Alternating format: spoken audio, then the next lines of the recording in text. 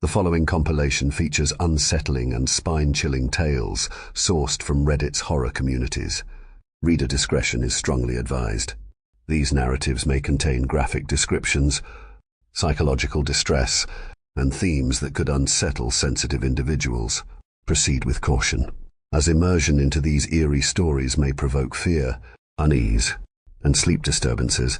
Enter this realm of Reddit's creepy horror stories at your own risk, as the line between reality and the macabre may blur within these chilling narratives.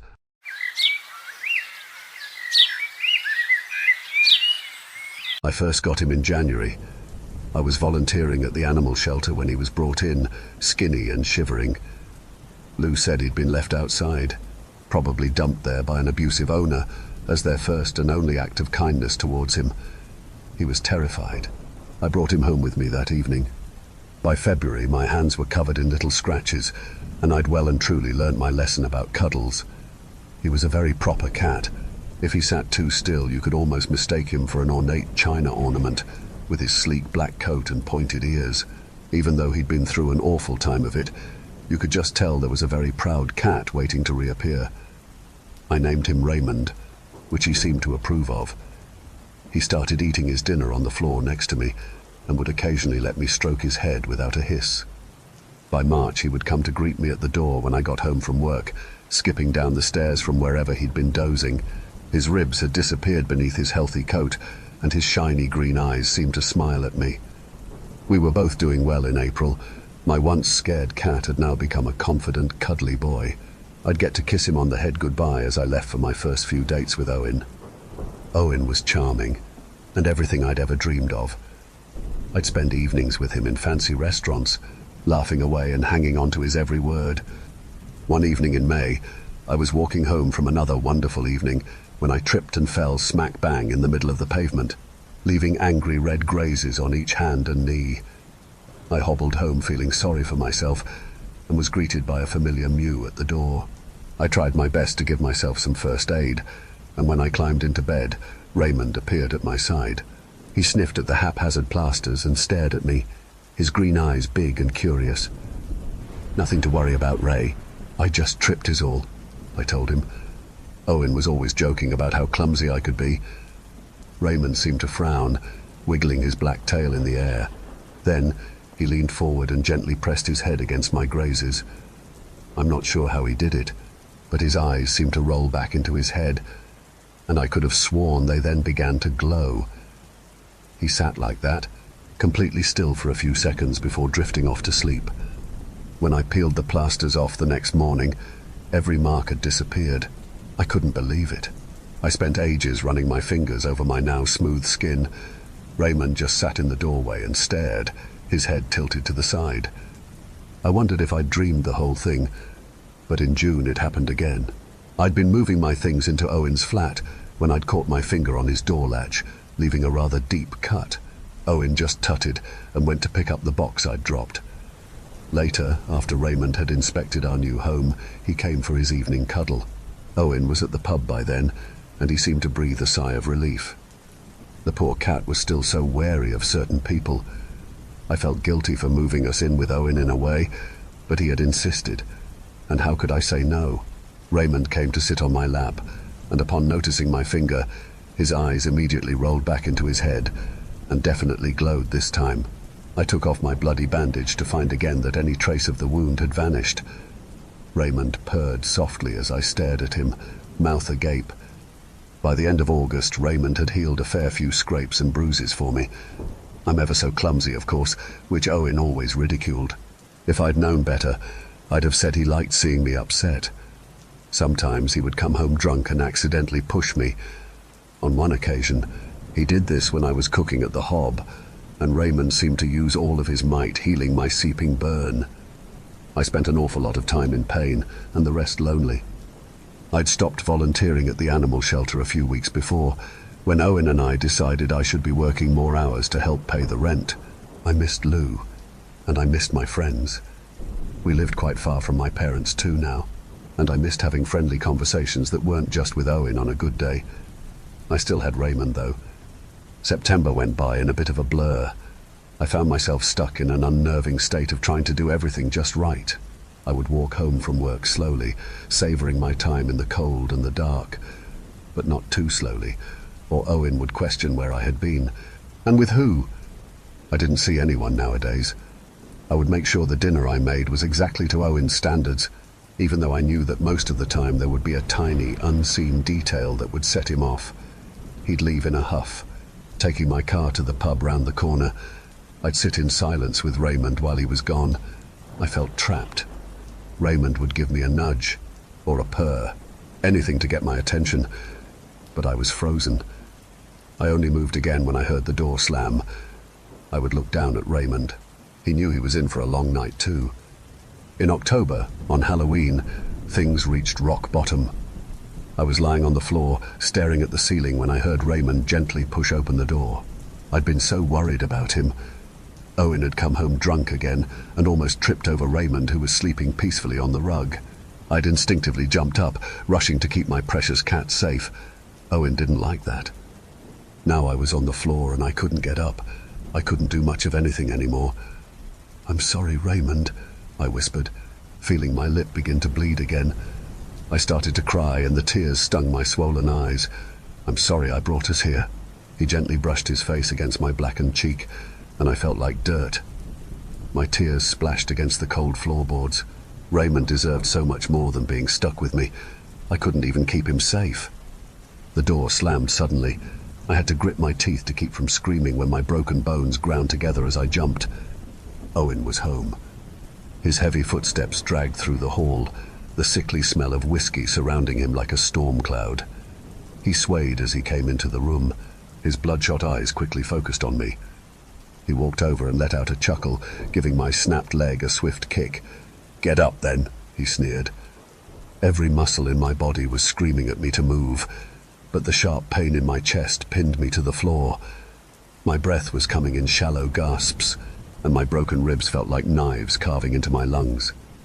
"Pathetic," Owen spat. "Laying there feeling sorry for yourself. This is your fault. It always is." Raymond began to growl beside me, but Owen ignored it. He dug his fingers into my swollen face.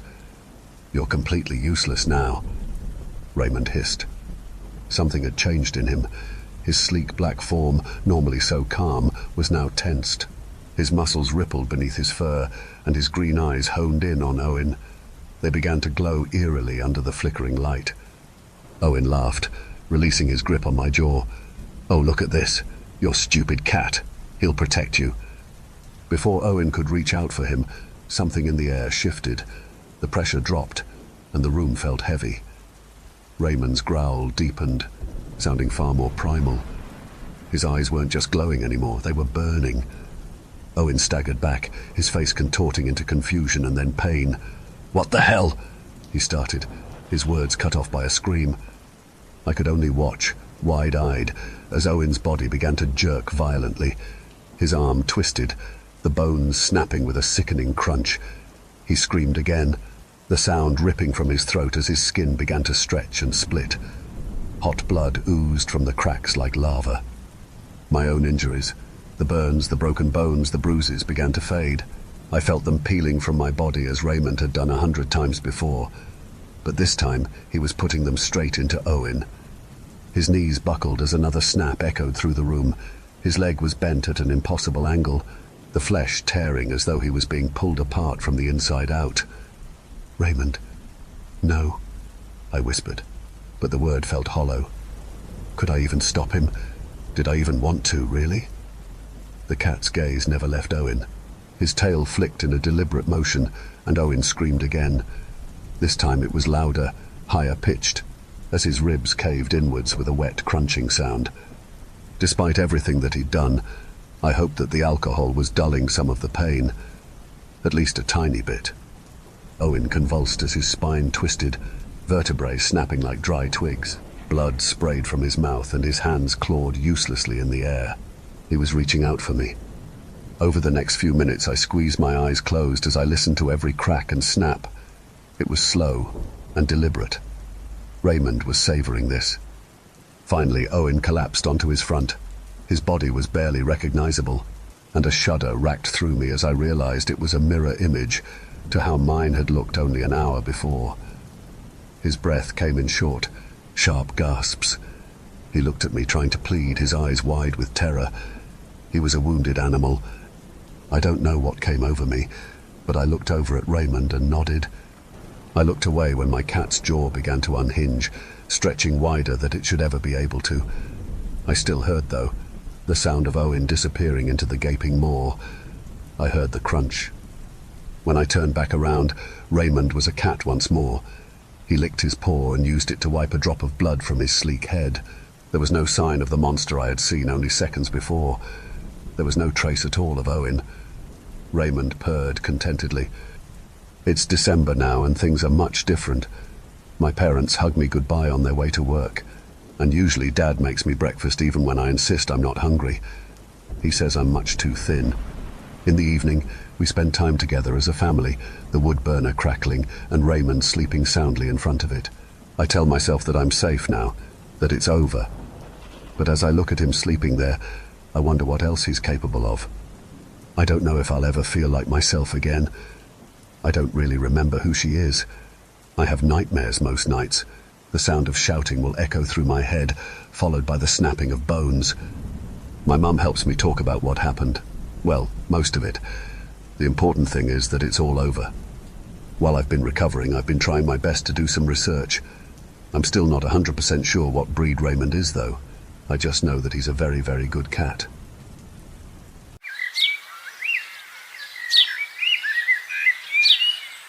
I wished I could get help, and I don't know if I'm here asking for help. I mean, this is the only place I can think of where I can be believed at least, but I don't know if anyone can actually help me. I have even thought of telling my therapist, but she can't do anything and she'll think I'm out my mind, and I can swear that's not the case. I'm sorry if this is poorly written, but first of all, I'm not an expert, and second, and most importantly, I'm too scared and terrified to be able to think how to write properly. But enough rambling, I'll cut to the chase. I have a very strong sense of smell, or at least I think other people aren't like this. I can even smell myself, which I know others can't. I can tell people's scent beyond the products they might be wearing. I've had this skill, for lack of a better word, since I can remember. Most people smell like humans, I guess. With variations, of course, but the type of smell is pretty much the same. Some people, though, have a particular smell that really stands out and is not like others. One example was my grandmother. She had a very peculiar smell which made her stand out from the rest. It was unique. She had it her whole life, and it was very prevalent when she was around. Throughout my life, I have met a few people with a unique scent, just like my grandmother, but they haven't been many. One of them, however, is the man I married. The first thing I noticed about him when we met 18 years ago was his smell. It's undescribable, but it was always there, even if he had just showered and used perfume. I got used to his smell, and to me, it's like his identity. We were friends for many years, and although we always liked each other, life sent us different ways and couldn't really be together. But we always kept in touch, and every time we could see each other, we wouldn't miss a chance. Every time I saw him, his smell was there, and it felt like home. Years went by like this, until he returned to my life last year. This time, we as both worked hard so we could stay together, and we did. We got married, but when he arrived this time, his smell was gone, completely gone. I have tried to brush it off. I have tried to ignore it or forget about it, to no avail. The more time goes by, the more I am more scared about this. Where did his smell go? There's absolutely no trace of it. The more time goes by, I can't help but feel and think that it's not really him, but someone or something that looks like him. This is terrifying. If it's not him, who or what did I marry to? And worst of all, where is the love of my life? How do I recover him? Will he forgive me for believing his copy? What do I even do when I don't even know what I'm facing?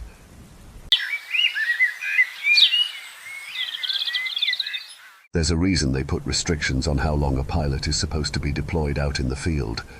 They say that being synced with a mech for long periods of time can have detrimental effects on a pilot's psyche. Disconnect syndrome is what they call it, because the symptoms don't really start to hit until you disengage from your mech. Sometimes emergencies happen though, and mechs are designed to be able to support their pilots long past the designated safe deployment time. The cockpit is equipped with an array of stimulants, vitamins, and nutrient paste to help minimize the physical effects of long deployments. The onboard integrated mechanical personality has largely free rein to administer these as needed to maintain its pilot's well-being. Which is why I was still able to make it back to the hangar after roughly 36 hours, over 4 times longer than the established safe period. My mech had kept me going, helped to keep the exhaustion at bay long enough for me to make my way back from behind enemy lines. I was starting to feel a bit sluggish, but I knew the worst effects of disconnect syndrome were yet to come. An older woman in a long white lab coat has joined the usual retinue of crew rushing into the hangar as my mech settles into its cradle. I feel the docking clamps wrap around my limbs, and I know that's not a good sign. My EMP whispers comfort into my brainstem, assurances that things will be okay. It's probably lying, it's programmed to help keep my mental state stable, but the thought helps anyway. There's a hiss of air as the seal on my cockpit breaks and it decompresses. Suddenly, I become aware of my flesh and meat body once again, and it hurts. Pain and exhaustion has settled into my mostly organic bones, and my organs are churning from the strain of the past 36 hours. Then my interface cables start to disconnect, and it gets worse. It feels like parts of my mind are being torn out of me. I feel the ghost touch of my imp in my thoughts as the ports disconnect, and I lose direct communication with it. The oxygen mask and nutrition tube pull themselves away from my face, and I can't help but let out a scream of agony. The separation has never felt this painful before, but then again, after 36 hours together, my imp and I were more intertwined than we've ever been before. Physical sensation finally starts to register again, and I realize tears are streaming down my face, just as a technician jabs a needle into my neck. Immediately my senses start to dull. The pain eases as my thoughts turn sluggish. I slump out of my pilot's cradle into the arms of the tech who dosed me.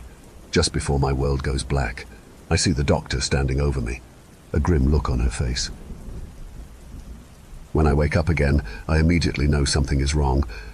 I try to ping my external sensors, but I get no response. I then try to run a diagnostic, but that fails too. In a desperate last-ditch effort, I try to force access to my external cameras, and suddenly light floods my senses.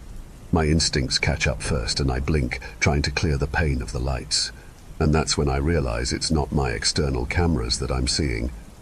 It takes a minute or two for my vision to adjust to the light, which feels too long, and when it finally does, the world doesn't look quite right. I've only got access to such a limited spectrum, no infrared, no thermal. The presence of my EMP is notably absent, and my skin feels wrong. I try to sit up, and it's a struggle to figure out the correct inputs to send to my muscles to get them to do what I want. The harsh white light of the infirmary grates against my visual processors. I feel like I'm having to relearn how to control this body. My body. Something doesn't feel right about calling it that anymore. I felt more comfortable crawling back into the hangar after 36 hours deployed than I do now. The pale skin of my body catches in my vision, and I glance down at it. The body's limbs are thinner and more frail than usual, and its skin is paler. Consequences of being in the cockpit for so long, subsisting on nothing but nutrient paste. It's a far cry from the solid metal plates of my mech, its powerful hydraulic joints, its mounted combat and communication systems. There's a button on the side of bed I've been deposited in. I think it's red, but I'm not sure I'm processing color properly right now. I try to reach over and push it, and it takes me a moment to realize I was trying to do so with a limb I don't currently have. There are so many things about this body that are wrong. It's not big enough, or strong enough, or heavy enough. I don't have enough eyes, sensors, or processors. I have the wrong number of limbs, and they're all the wrong size and shape. And there is a distinct void in my mind where the presence of my imp should be. The door to my room opens suddenly, and I instinctively try to fire off chaff and take evasive maneuvers. None of that translates properly to my flesh and blood body, though, and all that happens is I let out a dry croak from my parched throat. The woman who walks through the door is the same doctor who was present when I disengaged from my mech, and she wears the same grim look on her face as she looks me up and down. I think there's pity in her gaze, but I can't quite read her properly right now. The jumbled mess of my brain tells me what she's going to say before she says it anyway. The harshest symptoms of disconnect syndrome don't hit until after the pilot has disengaged from their mech. I've already heard the symptoms before, and they map perfectly onto what I'm experiencing. I never thought it would be this painful, or this discomforting. My mind reaches for the presence of my imp, searching for comfort, but I am only reminded that the connection is no longer there. The doctor gives me a rundown that she's probably had to do dozens of times, and she tells me that I'll be grounded for the foreseeable future. That hurts more than anything else. The knowledge that, after all this, I won't be able to reconnect with my true body, my partner, my other half, for who knows how long. By the time I realize I'm crying, the doctor is already gone. The longing in my chest and my mind has become unbearable, and through sheer force of will, I'm able to push this unwieldy body out of bed. Walking feels wrong, but I'm able to get to my feet and make my way out of the room in an unfamiliar gait. I have to get back to my partner. I have to make sure it's okay. I need to hear her voice in my head again, her reassurances. The world isn't right without her presence in my mind. I stumble into the hangar almost on all fours. How I managed to make it without alerting any personnel feels like a miracle, at least until I catch the eye of a technician lounging in the corner. The look she gives me is full of sympathy, and she jerks her head in the direction of where my mech sits in its docking cradle. She's a majestic sight, even through my limited spectrum of vision. 20 meters tall, 6 massive limbs, and bristling with weapons and sensor arrays, all of which have been disarmed by this point. She's beautiful.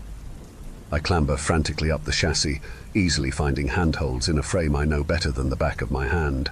I pull the manual release on the cockpit hatch and stumble into it in a tangle of organic limbs. Shaking hands grasp the main interface cable from above the pilot's chair, and I move to slot it into the port in the back of my head. I've never done this manually before.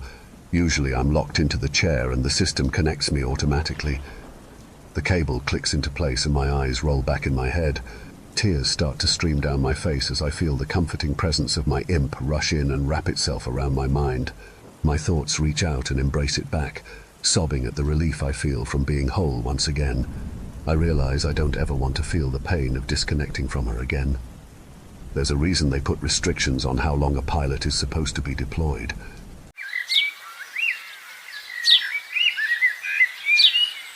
Two weeks after the running accident, I was still on crutches. They were surprisingly loud, making a clack, clack, clack every time they hit the floor. I couldn't walk a step without them, so when I hobbled to the bathroom in the middle of the night, they clacked and clattered along with me. I could only hope I didn't wake my husband. I used the bathroom, keeping the light off in hopes of falling back asleep easily. Down the hallway, I heard something, a muffled clack, clack, clack from behind the closed den door.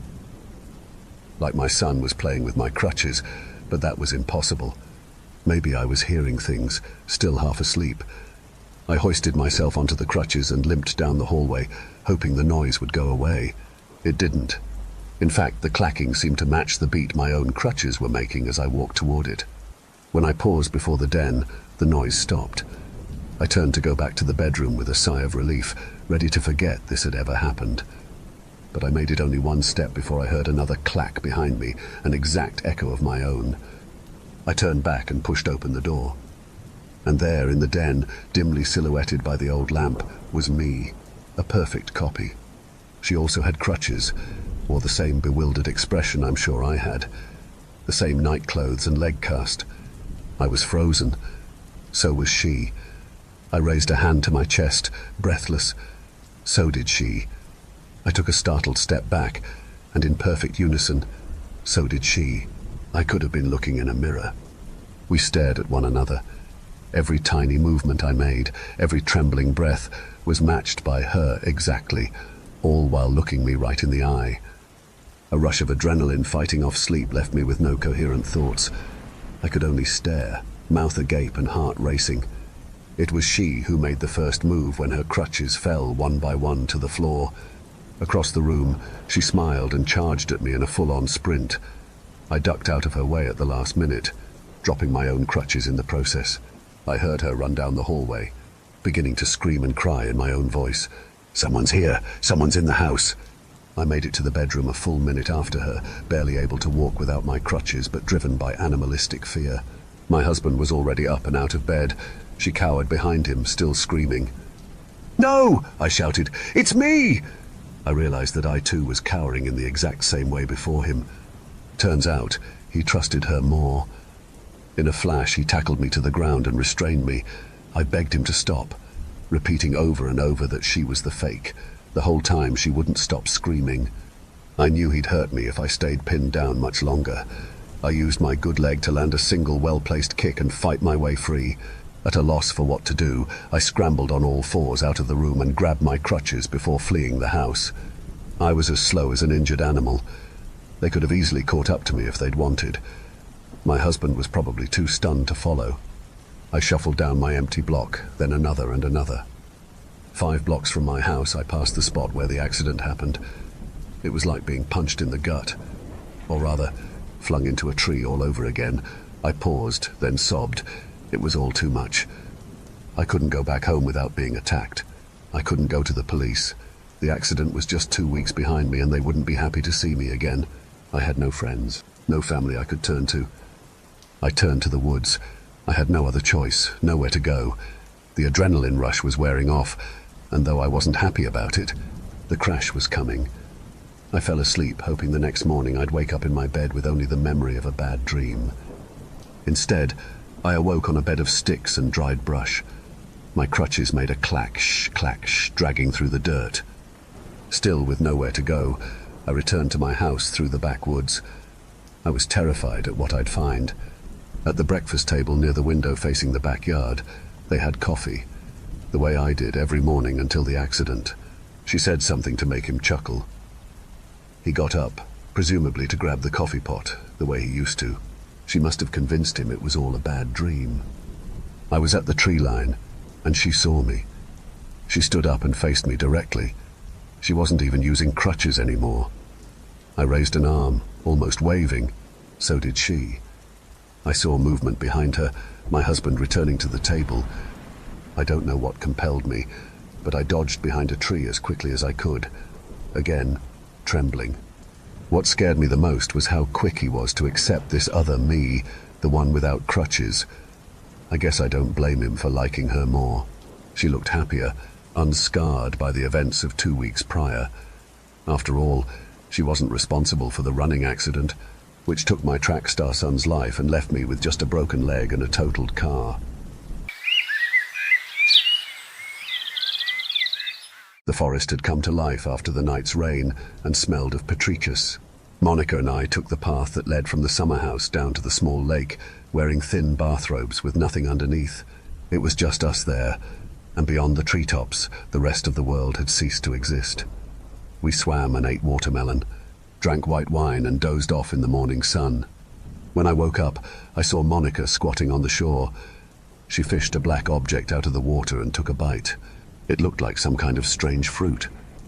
I raised myself up on my elbows and asked, laughing, what she was doing. She scrambled up like a frightened animal and threw herself at me. Her hair covered her face like a curtain, and I was seized by an eerie feeling that it was no longer Monica, but someone else hiding behind it.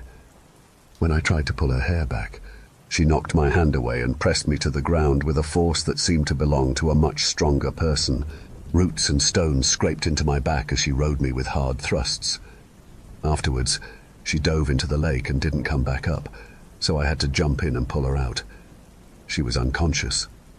She claimed she didn't remember what had happened, but in the evening I heard her crying quietly into her pillow. Now we are on our way home. Monica sits in front of the wheel, and I doze off in the seat next to her and fall into a familiar dream. It begins, as usual, with me standing on a red beach looking out over a green sea spreading out under a black sky. A towering creature rises from the waves and wades towards the shore with great strides. With each dream it has come closer, but now it is no longer there. I wake up with a jolt, dazzled by the sun creeping down behind the trees. The speakers play Billie Holiday's Strange Fruit. Southern trees bear a strange fruit. Blood on the leaves and blood at the root. Black bodies swinging in the southern breeze. Strange fruit hanging from the poplar trees. It occurs to me that I haven't listened to the lyrics properly before. Only now do I realize that the song, of course, is not about bleeding fruit, but about lynchings of black Americans in the South. In my dazed state, I think I see a caravan of lifeless bodies dangling from the treetops in time to the music. Suddenly, I see the sea creature from my dream standing barely discernible by the roadside. Its skin is covered in bark-like scales. Its body is reminiscent of a pine tree, and its arms of branches. Its face is hidden behind the treetops. I glance at Monica. She's put on her sunglasses and seems to be lost in thought. She can't have seen anything. Just to be sure, I look in the rearview mirror to check that the sea creature is not following us. Of course it's not. When you wake up, the dream's inhabitants stay in the dream. They cannot escape and hide in the forest. I look at Monica again to make sure I didn't say that last part out loud. I fall back asleep without really realizing it. Suddenly I'm standing on the red beach again, looking out over the green sea that spreads out under the black sky. Monica lies lifeless in the arms of the sea creature. They disappear into the foaming surf, while I remain motionless on the beach. When I come to, the car is parked by the roadside. Monica is kneeling in a praying position between what I first mistake for two pine trees. As I get closer, I realize it's the sea creature, or rather an exact replica of it in wood. I ask Monica what she's doing because by now I'm getting really worried. When she doesn't answer, I pick her up by the armpits. She hangs in my arms like a doll. Her hair covers her face, just like it did down by the lake, and I am seized by the same feeling again, that it is not Monica, but someone else back there. This time she doesn't protest when I push her hair away. It's not someone else, but it's not Monica either. Her face no longer has any features, but is completely flat. It gives way when I press my palm against it. It's wet in there. I rummage around with my hand and grab something. When I pull my hand out, I'm holding the black fruit that Monica fished out of the lake. The statue has a niche in its chest that is exactly the same shape as the black fruit.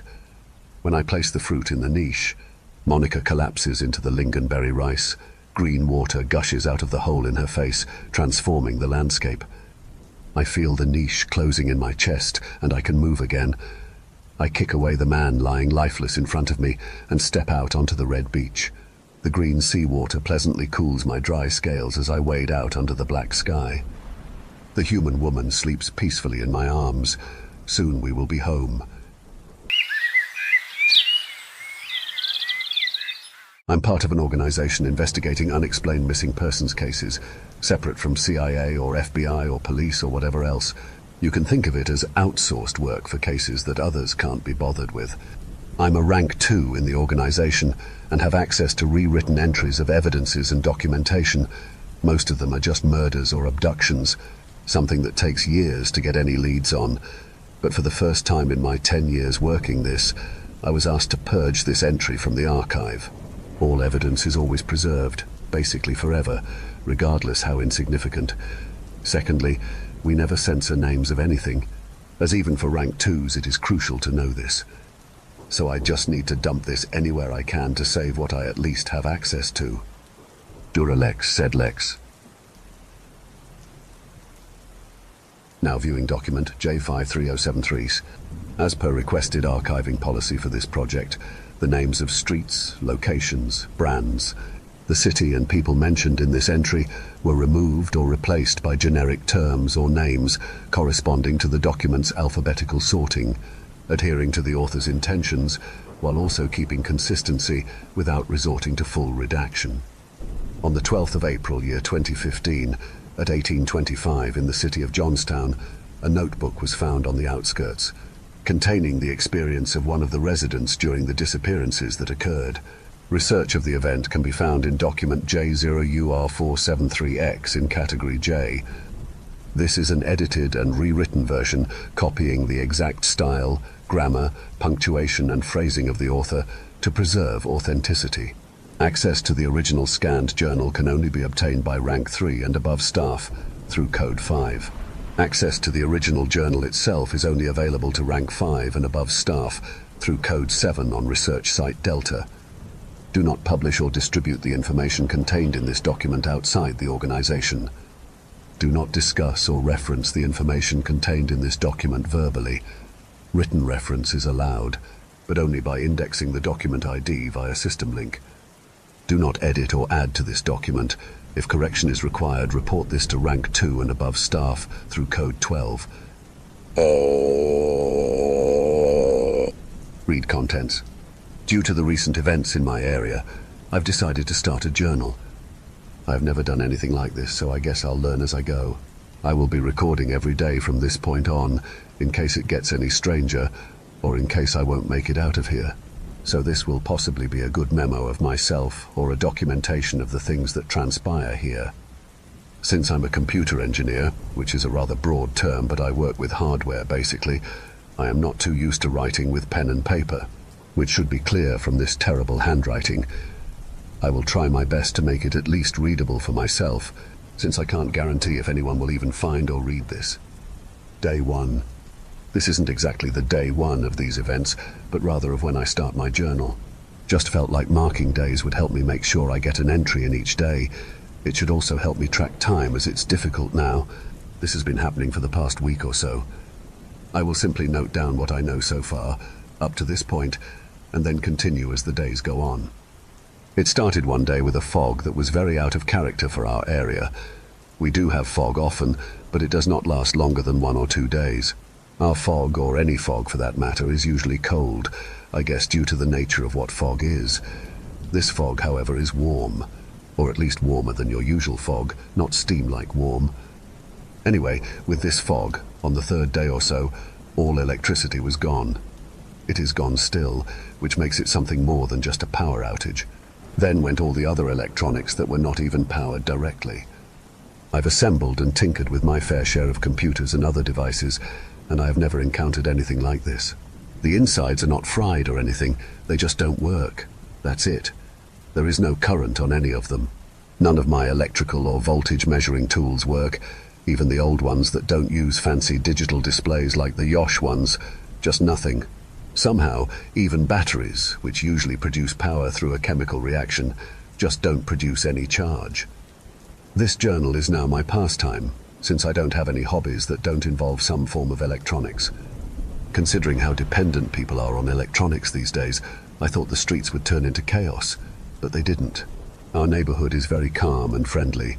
Though I rarely communicate with anyone outside the internet, they still treat me well. During this week, people were talking about all of it. The signal was gone along with the power outage, so people actually had to walk out and talk to each other in that lukewarm fog, with no possibility to report this to anyone. I am a shut-in by nature, so I was mainly listening. Some people were obviously distressed. Some couldn't get in touch with their family or friends outside the area. Others were worried that we're basically stranded, with no crucial infrastructure such as hospitals to even support us in this crisis. People agreed that we need to regulate ourselves, with no governing bodies to speak of, so laws were established to follow. Minor, obvious ones, like no going outside once it's dark, sharing with others, helping others in need, contributing to society, so to speak. I didn't do much contributing over these days. I'm a bit useless in all fairness, helped carry some stuff here and there, but being a scrawny IT guy, there's a limit to my abilities. Being very antisocial doesn't help in these situations, so I mostly just tried to keep out of people's way. The first day this happened, a few people went out of our area to a nearby police station or city hall while the car batteries still worked, but they returned stating that apparently we were walled in, claiming that they crashed directly into a wall when they tried to leave, which they didn't see in time due to the fog. Some people confirmed, as they said they visited their friends near the other exit, but saw the wall and empty houses. Sounded like nonsense. I decided to investigate this later. The fog itself does not seem to be affecting anyone's health so far, so there's no danger in walking around in it. Since refrigerators don't work, everyone brought the food that can spoil to our local butcher shop, which has a room-sized freezer. Of course, the cooling system is off, but it's well insulated to not let heat in too fast. So they basically placed all of our ice in there to keep it cool for as long as possible. Everyone knows each other here, so people just come in, take their produce from their shelf and go out. There was some drama once or twice, but the rules are there to be followed. To avoid chaos, the butchers regulate it, like only one family in the freezer at a time, and that only the butchers can open and close the door. I mostly live off snacks, so I don't have much to freeze. In regards to cooking, gas stoves are a godsend. I have an old gas stove, so I can actually cook food. And to think that I was considering buying an electronic one. Not that I'm much of a chef, but as good as those noodles are dry, they are meant to be prepared in boiling water. I live in a small apartment by myself, moved in here to work from home a few years back, with occasional customers out of town. With the current happenings, though, my knowledge is fairly useless, with no computers to engineer, so to speak. The whole atmosphere is very apocalyptic, but somehow also very serene. Nothing tragic has happened, not in our area at least. I can imagine that if we had a hospital nearby affected by this, then some patients there would be in danger, though we have yet to determine how widespread this fog is, or if the fog is even to blame for the electricity issue. Guess that's quite enough for the first entry. I'll go into further detail about things I've missed. I will go out exploring tomorrow, as there isn't much else to do. Possibly ask the neighbors in case they already know something I don't. Day 2. Reading over my previous entry, I realized how badly it's structured. Obviously, because I am writing whatever comes to mind. I will try to structure and plan out my thoughts from now on, if only to make it easier for me to reread. I also did not expect that I could write this much, which also reflects on my wrist, which is not used to holding a pen for such prolonged periods. Today was fairly fruitful. I went around, eavesdropped on a few conversations. People were discussing what they're going through, having no contact with the outside world, talking about lost loved ones, trying to figure out what's going on and how to continue, complaining about strict laws and so on. I don't have anyone I could call family outside, and all of my friends were online, so I couldn't exactly relate, but I did understand what they were going through. Also reached one of the borders. First off, I was somewhat delighted to see that not just my home turned into an occult shrine with candles and dim lighting strewn all around. Some have gas lamps or fireplaces to light their houses, but other than that, it's all very primitive. Well, primitive is a bit harsh, I guess. Rather, it's very un-21st century. I would have probably turned it into a hashtag if I still had access to social media. The withdrawal is real. Having extensive knowledge of zombie stories, this felt very much like one. Everyone's sticking together trying to get through the hardships, though with the absence of an immediate tangible threat, it's not quite the same. However, as much as I'd like to picture myself as an incredible badass during a zombie apocalypse, I know better and would prefer something like that not to happen. Speaking of threats, Josh down the street mentioned a strange figure slowly walking outside in the fog at night, headed north. No one else seems to have witnessed it, and even though Josh is not the crazy sort, I wouldn't put it past him to have a very active imagination, especially with the lack of technology to entertain him. Something to keep in mind though, since no one goes out at night, or rather when it gets darker, and especially considering what happened at the border. There are 2 exits out of our area over 2 small bridges, as it's separated from the main city of Johnstown by a river and a large forest on the other side. All of those have this border on them, apparently. I went towards one of the bridges, the way we sent our chosen group in a car, as that was the last reported place of this wall. I did not find a wall there, but I guess it might as well have been one. I realized I reached the border once I saw 3 crashed cars close to the bridge entrance, one of them being the car we sent. All the cars were empty and airbags activated. No blood or injury occurred, it seems. Surprised it took 3 crashes for people to stop trying. All of the cars were wrecked in a similar way. Something you'd get out of driving into a lamppost at around 30 km approx 18 ma can be deadly, but with the current safety measures in cars, not likely. The front of the cars definitely looked like they hit a wall with slight burn marks on them. Now, I'm no car or crash expert, but I doubt that simply hitting a wall can actually burn off the paint and leave marks on a car. I would be half correct in thinking that, since as I have mentioned there was no wall. The wall was this same fog, more just obscuring everything beyond the point of impact of those cars. It was so thick beyond that point that I couldn't even see the other side of the river, or even halfway up the bridge. When I reached out to try and feel what exactly the cars hit, as there was obviously nothing there, I couldn't get my hand past that specific point. There was nothing blocking it, more like pushing it away. Sort of like if you stick your finger into thick jelly, or like trying to press your hand against a sheet of rubber. It was just pushing me back. I tried to push as hard as possible, but it wouldn't let me go far, though the further I pushed, the warmer it became.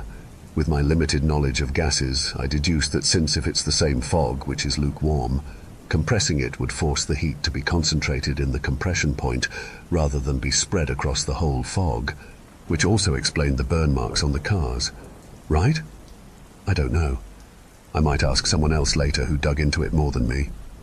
Tried to check if you can somehow get over it, and threw a piece of the car's broken windshield wiper as high as I could. Predictably, it bounced off.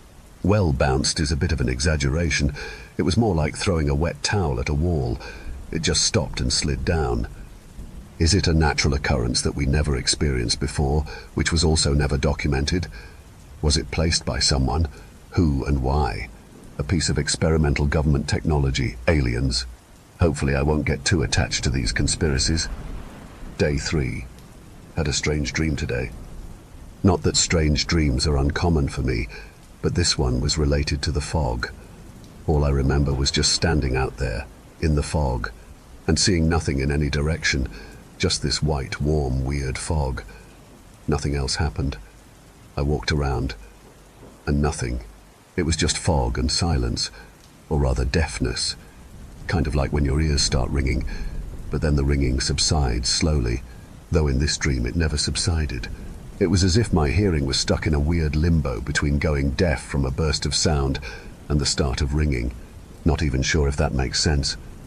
That might be the effect of the fog, or the boredom it brings, or the crushing depression of being stranded somehow. Can't really tell. Decided I'd write this down before I go out, just in case I forget. Back from my trip now. As I mentioned, there are 2 bridges that lead to the city centre from our little area. The one closer to my place that I've checked before, and the one further away which I decided to check today. Took me about what felt like an hour to get there on foot. Should have probably lent a bike from someone. Long story short, it's exactly the same, with only one car crashed there and one that stopped along the way. It was empty. Apparently they were caught when the batteries gave out, or they just gave up once they saw the crashed one. All the houses in that part were completely empty for some reason. Maybe they managed to get out. Maybe they just moved closer to our little neighborhood, scared of the fog. No clue. Josh claims that he saw another figure again, on the same street, heading the same way. Apparently this one was taller, so probably a different person. Said he couldn't make it out, but it was someone walking slowly, slouched forward. Depressed maybe, or drunk. This isn't exactly a cheerful time. I have a view on the street he's talking about, though a bit further on. Might keep an eye on it today. Someone told me that Jane, across the street from me, was looking into the fog as well.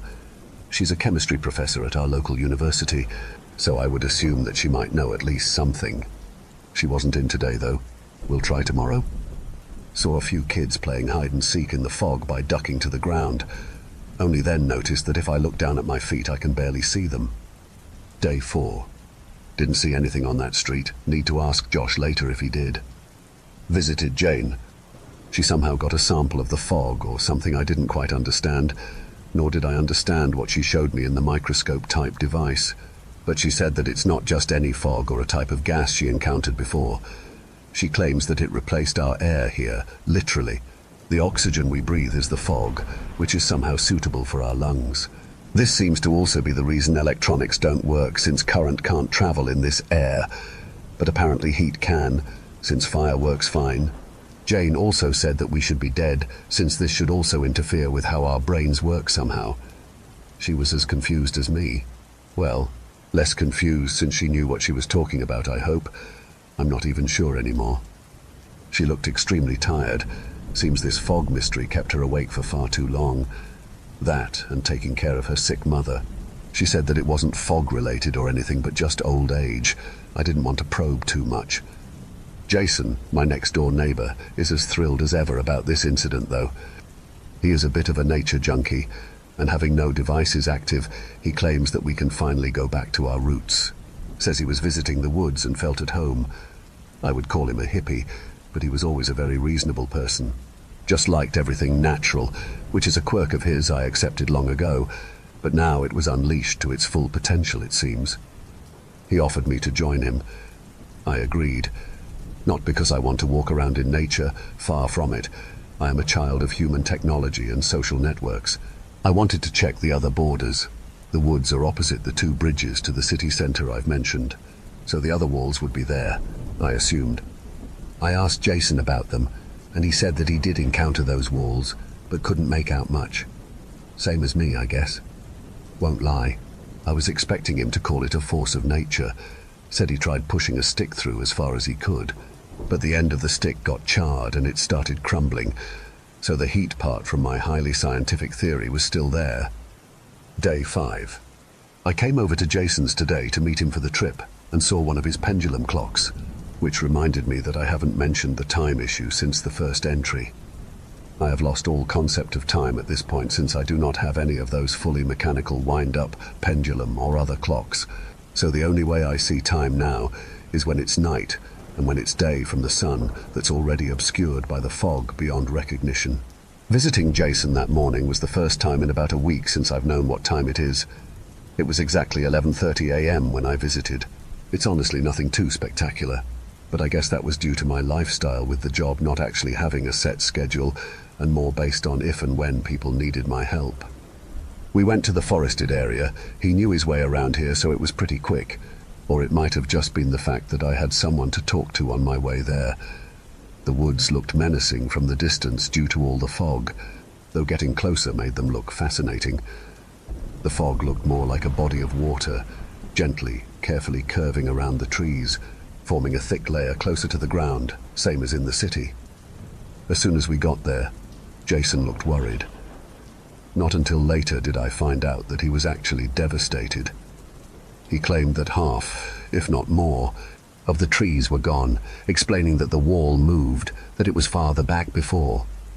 I could see some footprints, most likely Jason's, behind the wall in the dirt, proving his point. The only thing left of the forest that he so loved were about 15 to 20 trees, so I can't exactly blame him for getting depressed over it. This wall was exactly the same as the others. On our way back, Jason rambled a bit about how wonderful nature is and how this whole thing is breaking his heart.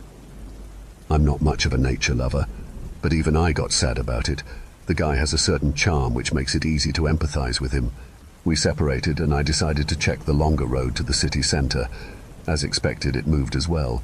The crashed and stopped cars were nowhere to be found. The fog moved about 2 or 3 buildings inwards, by about a block. Is it moving towards somewhere? I tried checking the buildings closest to the wall to warn them about this. They seemed empty from the outside and no one answered the doors. Had to leave as it was getting dark. Visibility is bad as it is with the fog. Night only makes it worse. Day 6. This morning I saw the figure Josh was talking about on my way back from the butcher's. Being a lover of both horror and sci-fi settings in stories, having read quite a few books, watched a ton of movies, and played numerous games, and experienced hundreds of interesting and horrifying interpretations of people's imagination, I can say for certain, something very obvious I assume, but seeing something with your own 2 eyes in the real world is very different. No matter how obscure, obscene or confusing a creature can be, it is always a creation of the artist's mind. You can interpret it one way, someone else can interpret it another. Reactions to it can vary, and they don't always need to align, because it is fiction and mainly produced for entertainment purposes. Of course, different people find different things entertaining, but I am generalizing. When something like that is encountered and witnessed in a physical form, it just leaves your mind racing, which is probably the reason for such a long introduction for this. Some dolls, mannequins or sculptures of strange creatures can only come close to this, but they are still only replicas, physical manifestations of someone's imagination, limited by our own experiences and knowledge. The figure was no human, definitely not. It might have been once, or might have been mimicking one, I don't know, but it wasn't human for certain. It had a humanoid silhouette, slouching forward, many long, slender appendages, thin body and backwards bent legs. I'm not even sure if it was standing in the fog, or formed from the fog itself. The only thing I think I understood about it was the face, or lack thereof. The only facial features the creature had was a mouth filled with what I assume were fangs of varying lengths. It was slightly agape as it stood there, seemingly staring at me, with the fangs slightly waving, individually, as if they were very lazy worms or blades of grass. Writing this now, I realize how dependent people are on associating everything with familiar things. I can't remember if I saw anything else, or if the thing even had anything else to its body. Hands, feet. Was the face I described even on a head?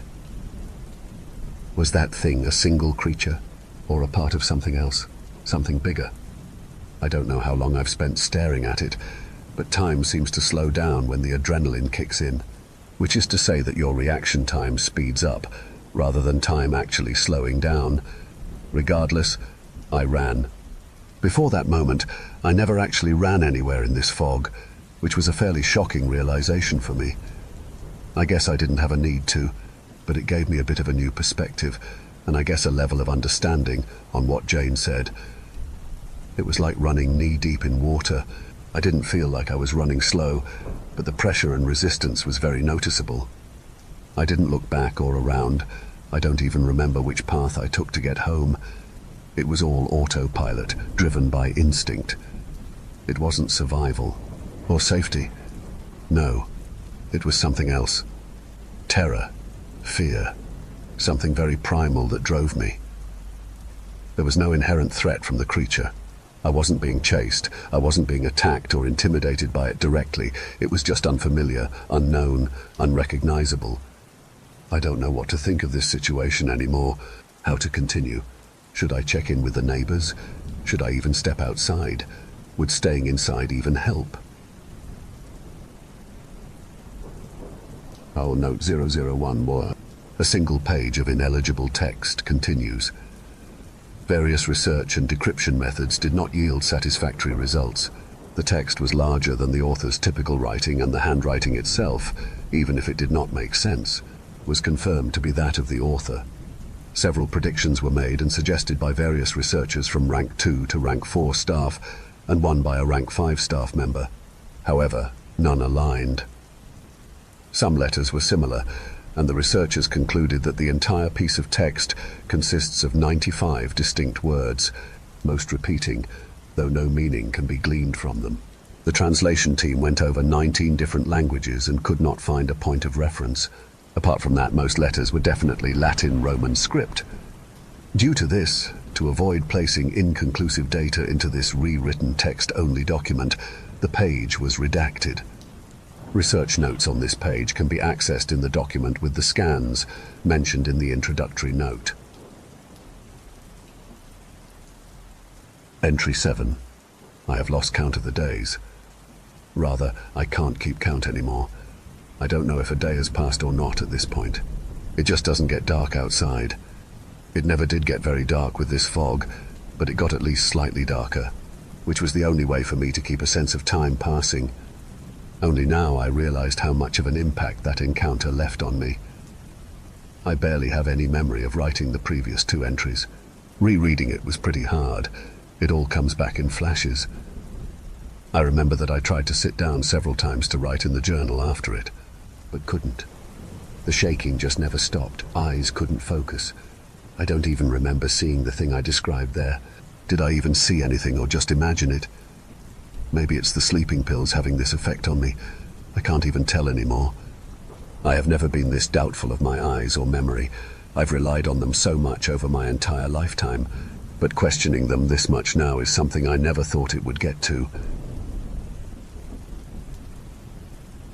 Was note 002 where the following entry was crossed out rigorously by the author. Each word was crossed out individually several times, then going over the entire sentence. Through text analysis, all the words were recreated, which are included below.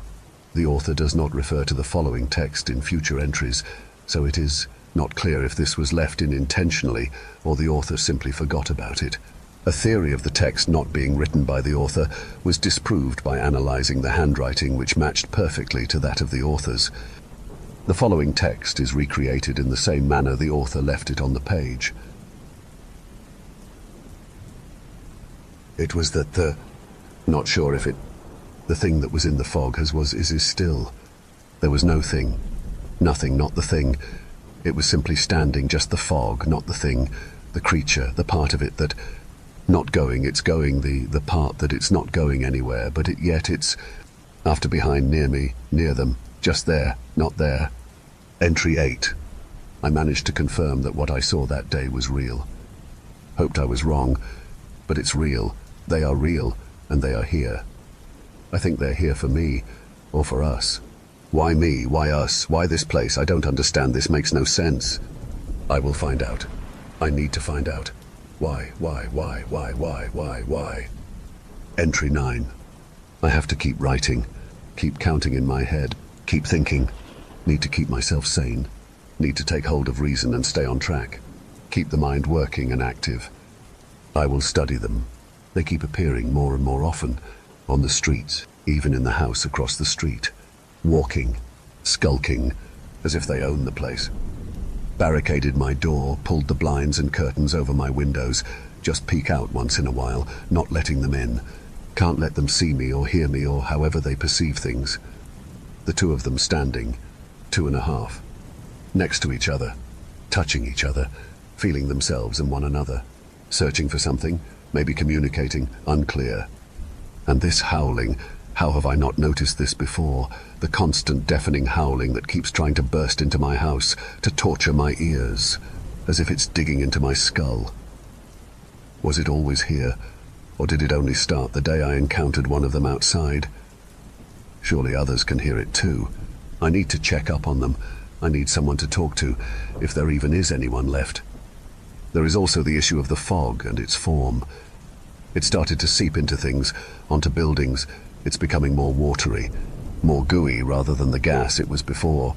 It covers buildings, lampposts, signs, everything that's outside, slowly creeping up the walls and objects it can reach. I wonder if it does the same inside houses, or with people. It doesn't creep up those things in the same way, probably since they are part of it, or come from it, or however they work. Entry 10. It's all gone. Everything is back to normal as it can be in this fog, that is. Yes, it's still there, but a very minimal amount. The amount I'm used to. When did I even get used to this abomination of logic? It's no longer crawling up things. I walked out today. Things seem to be back on track. People walking from their homes to the butcher's freezer, chatting, kids playing hide and seek in the fog. I was concerned it was all a dream, that since the very moment I saw that creature I just lost consciousness and only now woke up. However, the previous few entries were definitely not done in a single day. There is also one more proof I found during my walk outside. It was Josh. I visited him to ask if he saw any more of those things. When he invited me into his house, I asked him about the stranger on the street he mentioned, to which his eyes widened briefly and he motioned for me to come into the living room. He sat down in a chair facing the window and nodded his head at someone walking in the middle of the road. I watched intently, recognizing the figure. It was Jason, who wasn't his active self, walking there rather lazily. I mentioned to Josh that I know the man, thinking he might just be depressed over the further disappearance of his safe haven in the wooded area. But Josh quickly put his finger to his mouth and pointed at Jason, who was getting enveloped by the fog. I was startled at first. The fog tendrils were crawling up him just like the buildings and signs. However, they were only starting to do so at a certain point in his walk, as if he was walking into one of the walls of fog. Josh was silent the whole time, and once the fog started to slowly envelop Jason outside, he leaned in a bit, starting to breathe heavily. At this point, no words needed to be spoken.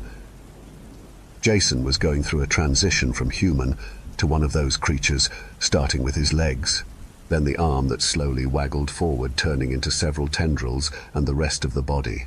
Since he was getting further and further, we didn't get a good view of the whole event, as it got enveloped by the vision-obscuring fog. But Josh's face of sternness said that this wasn't the first time, and basically confirmed any questions I might have at that moment. I nodded, trying to keep my cool, and turned to leave. Not because I thought it was a good idea to go outside, but because my mind was racing. I had nothing else in my head but to escape, just to get away somewhere. Josh grabbed my hand and whispered, "Don't do anything unusual. A law is put in place. Follow it." I couldn't gather what he meant. We talked a lot. I can't note everything down, but he said he figured it out somehow. He said to follow the rules, don't step out of line, don't interfere, act normal. I couldn't understand half of it. After seeing that, what is normal anymore? I kept quiet the entire time walking home, looking all around me, trying to notice anything. I know this was basically what he told me not to do, but human curiosity is a dangerous thing. It took me a while to realize what he said and why he said it. I kept monitoring the outside, the buildings, the fog, and eventually the monsters. It started to make sense. The people outside don't turn into them, they get replaced by them, as if they walk behind a curtain and a creature walks out to replace them. What am I even talking about? How does this make sense? All this makes no sense at all. I'm sure I'm not dreaming. I need to check in with someone else, but I can't be sure. Do those people get abducted? Do they come back? Will I be replaced the same way? I need more time. I need to keep sane, keep my mind straight, follow my routine, keep calm, keep watching. Entry 11. I've had a dream, which tells me that everything I've written previously was definitely real. Even if this dream was very vivid and tangible, I could definitely tell it was a dream, simply because it wasn't me. I was looking at everything through someone else's eyes, or rather, looking at myself from far away, from a different perspective. I was conversing with the things that walk outside, communicating with them, making friends. It was very bizarre, but very comforting, very warm. It felt right, somehow. Decided to note this down first before I go back to investigating those things outside. We'll continue this entry on return unless I lose track of time again. There were more of them than ever, all over the streets, walking, touching, and talking. It looks like they are just living, just part of Johnstown now and not the invaders that I saw. Even the streets, buildings, street signs, they all turned into their streets, buildings and street signs. They look strange now, alien, something like coral and rock fused together, no longer the marvel of society, just some corruption, a mockery of technical genius. Even the doors on buildings got turned, made bigger, wider, and they still open. But for them, for those things, expanding as if it's a mouth to let them in and closing behind them. Noticed a trail of blood in the corridor from my neighbor. Didn't hear anything at all. Seemed there was one more trail on the street, turning a corner. I followed it when I made sure that none of them were nearby. Checked the corner. There was a corpse. She had a knife. Assumed she was trying to fight them off, the monsters. Disturbing thing is that I'm not disgusted by this or scared. I'm angry. I'm furious that this happened to us, to our town, to my town. I need to do something. Should I do something? I should do something. Something needs done. I'll prepare. Prepare for something. For battle. For survival. For whatever comes next. Lost note 003 per. Several pages are missing after the previous entry and after the next. It is clear that something was written on at least some of those pages, as indentation can be found on the one present. However, no eligible text can be made out. Potential drawings or sketches are speculated to be present, though no concrete confirmation of anything specific is decipherable. The next entry seems to have been continued by the author very shortly after the previous. Thus the missing pages are speculated to be either unrelated or drafts of the next note. Due to the intensity of the anomaly in the area, it was not possible to perform a thorough search in the area or gain access to the author's mentioned dwellings. My entry. I am finished. I have ran to the forest, or what's left of it. I don't know why here. I had to pick a direction. Maybe I went here looking for Nature Boy. Maybe he'd confirm my theory. I thought this town was lost, no longer ours, taken over by them, those monsters, without as much as a fight or an attack or a siege or anything. No, it's far worse, something that not even I can comprehend, or thought I can't, but it somehow now makes sense to me. But I am one of them, and they are one of us. We are one and the same, living parallel to each other. Them walking around, conversing, touching everything. They were simply reflections of our regular behavior, not mimicking, but doing the same thing, Like fractals in nature coming out exactly the same, so are we two living beings, two ends of a fractal, self-similar across different scales, doing the same things, walking in the same patterns, existing in the same space of the same universe, yet completely different, parallel. We don't turn into them, they don't turn into us, nor do they turn our buildings and streets. Both things exist, just in parallel. And whatever happened here, whatever made me see all this, us see all this and experience it all, it was a sign for us to realize that there are laws in this universe, rules that need to be followed. The dead people I've found, they weren't murdered, they killed themselves.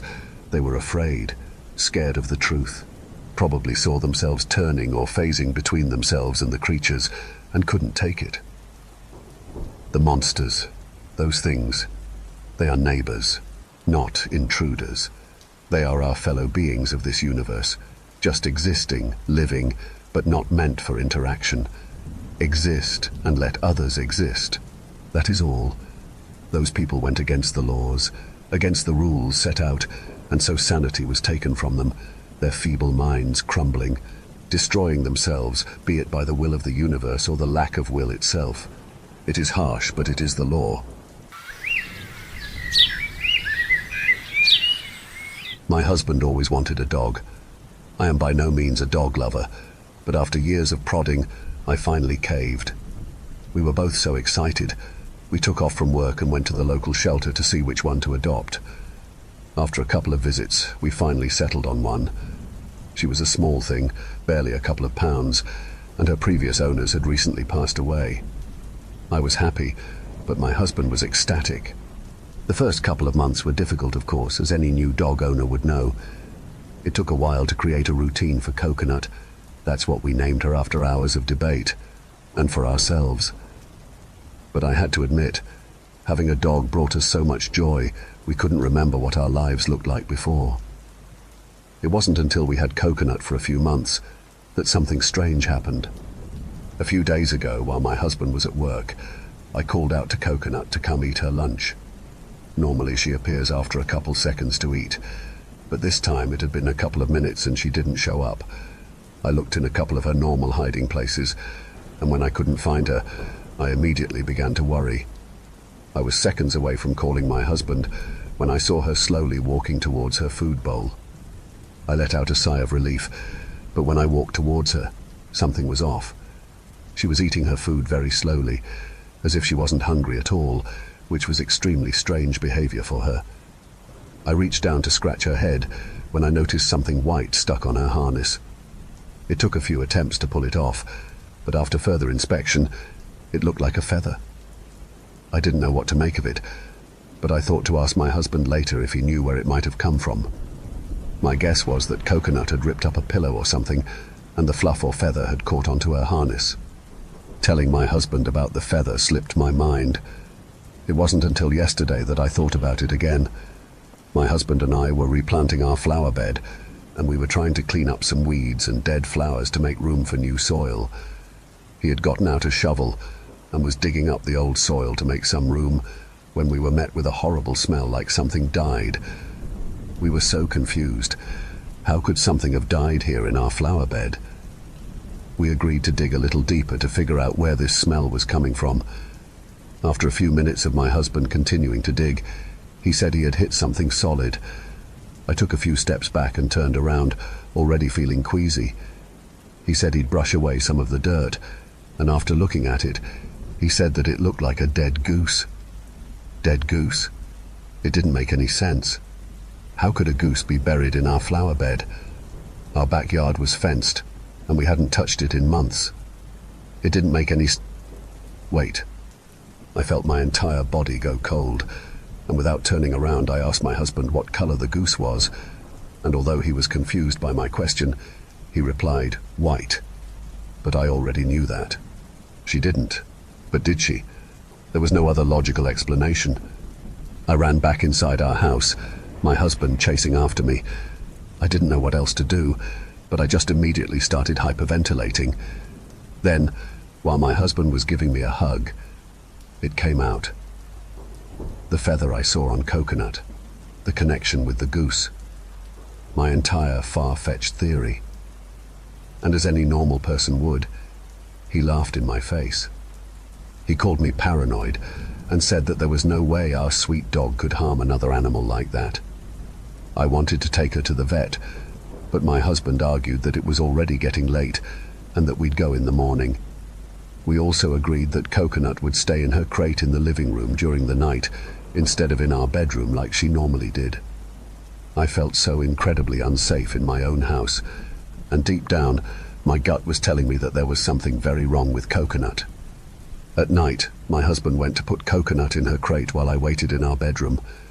I had been scrolling on social media, and it had been more than 20 minutes, and he still hadn't come back. We didn't really ever use the crate, but normally it never took this long to get her in it. I called my husband's name a couple of times with no answer. I was about to get up when I realized that we still had a pet camera in the living room from when we first got Coconut and would leave her alone in the house. It had been a while since we used it, but since I was feeling slightly lazy, I decided to check there first instead of going downstairs. I opened the app, and I was sick to my stomach by what I saw. I froze and didn't know what to do. After debating for a couple minutes, I dialed 911. I only had the courage to go downstairs when the police arrived. They asked me what happened, and I started crying. I said that something had broken into our home, and my husband had gone downstairs to investigate. When he hadn't returned after a while, I went downstairs to find him dead. We lived in bear country, so after checking the body, they didn't ask many follow-up questions. While they finished their investigation, they advised me to check into a nearby hotel for the night and that they'd contact me in the morning. It's morning now, and I'm still in my hotel room watching the footage over and over. I removed the camera before the police came because there's no way they'd understand. It was the most disturbing scene I'd ever seen in my life. My husband lying on the ground, blood pooling around him, while Coconut tore at his neck with her teeth. That's not even the scariest part. As soon as I started watching, you can see Coconut stop mauling my husband and slowly pan her head towards the camera as if she can see me, and she holds eye contact with the camera. But it was her eyes I still think about, bright red and piercing. A warning, or a promise to be more exact, because even now, outside the window of the hotel room, I can see red eyes following my every move.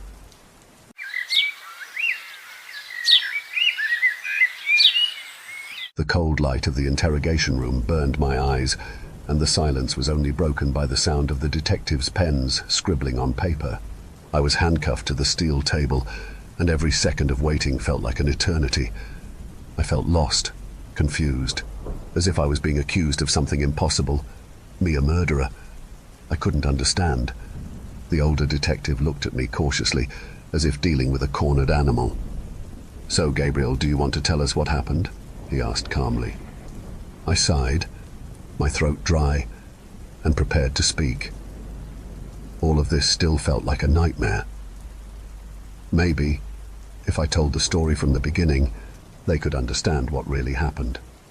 It started months ago, I began, my voice weak. My father was very sick, terminally ill.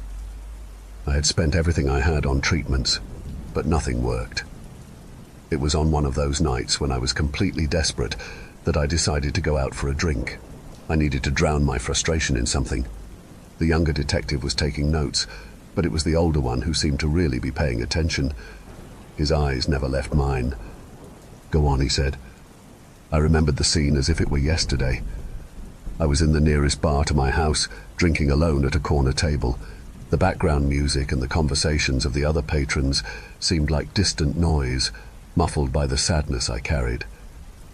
With each sip I took, the feeling of helplessness grew. My father was dying, and there was nothing I could do. Then he appeared. I continued. A man I had never seen before. He approached my table and started talking to me as if we were old friends. I didn't have the energy to push him away. I was too drunk, too tired. The detective leaned back in his chair. What did he say? I closed my eyes for a moment, trying to remember exactly.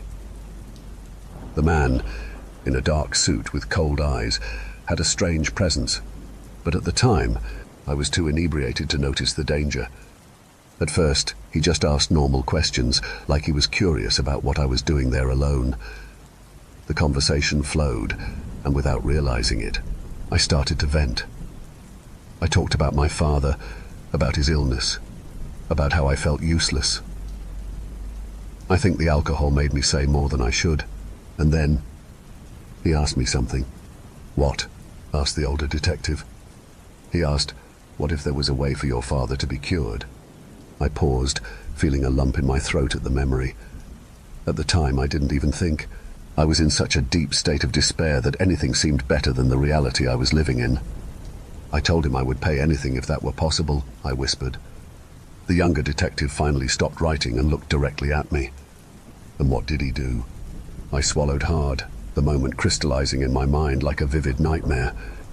He reached out to me and said, "Deal." I laughed.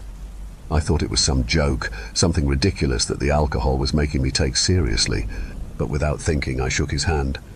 When I did, I felt a coldness run up my arm, but at the time, I thought it was just the effect of the drink. That handshake marked the beginning of everything. And then, the older detective insisted. I went home without thinking much about what had happened, and the next day, something changed. My father was better, much better. It was as if the illness had vanished, as if he had never been on the brink of death. The doctors couldn't explain it, but I knew something was wrong. I sighed, fighting against the tears that welled up. I thought I had done the right thing, that somehow that stranger at the bar had kept his promise, but I didn't know the price I was paying. But then, the nightmares started. I continued. I dreamed of deaths, of blood, of violence. It was always me, killing someone, but I never clearly saw the faces of the victims. At first I thought they were just bad dreams, consequences of the stress. But things got worse. I began to lose track of time. There were nights when I woke up in places I didn't recognize, with mud and stains that I couldn't explain. I started to fear myself, not knowing what was happening. And then the bodies began to appear. Violent deaths, always near crossroads. The police started calling the killer the Crossroads Maniac because of the locations of the murders and the brutality of the crimes. The older detective leaned forward. "Gabriel, did you know we've been investigating this killer for months?" I shook my head, confused. I couldn't believe I was being accused. "You're making a mistake. I'm not that killer." The younger detective pushed a tablet towards me with a video ready to play. "Look at this, Gabriel. We recorded your last night at the crossroads. It might help you remember." I hesitated but pressed play. The screen showed a dark road, illuminated only by the headlights of a parked car. The scene seemed normal until I saw myself on the screen. I was there, with a knife in my hand, walking calmly towards a woman who was screaming desperately. I closed my eyes and turned away, unable to watch anymore.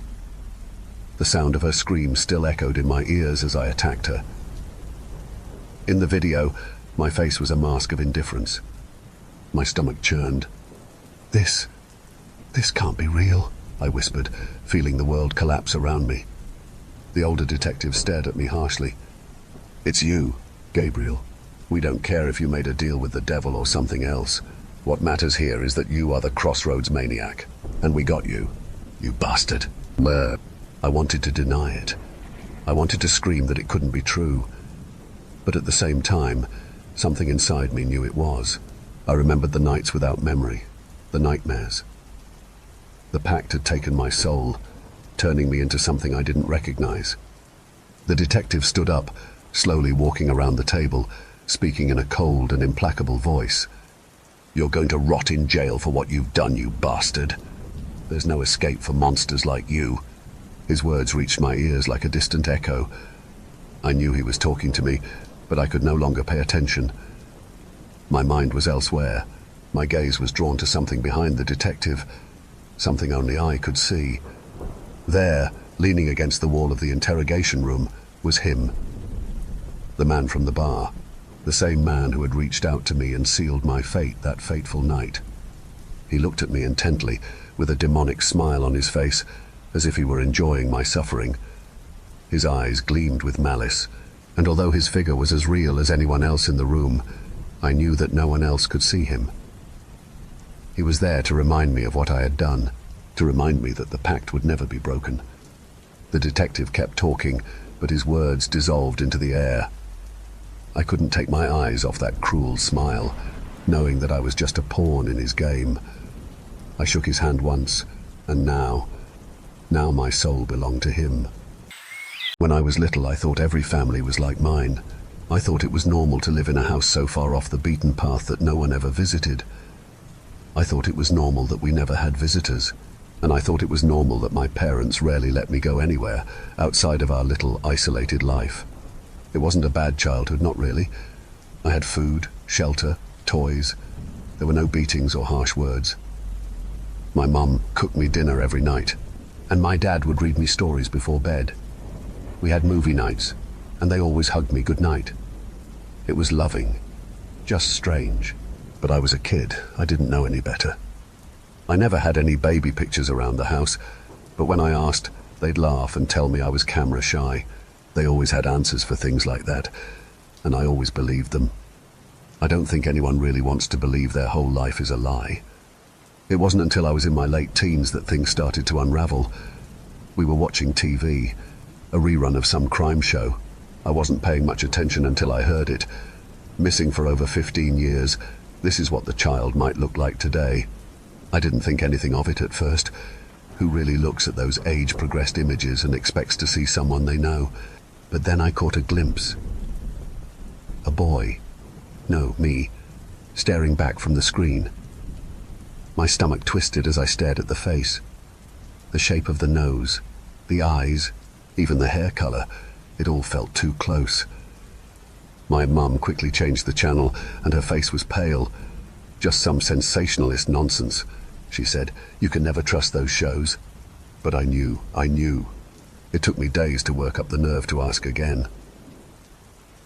I sat at the dinner table, twirling my fork in my spaghetti, my appetite gone.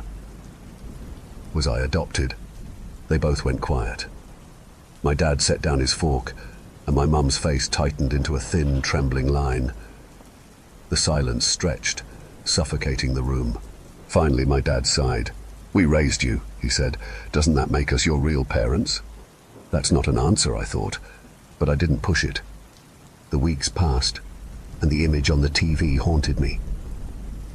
I started having nightmares, dreams of being taken away, of waking up in a different house, screaming for someone I didn't recognize.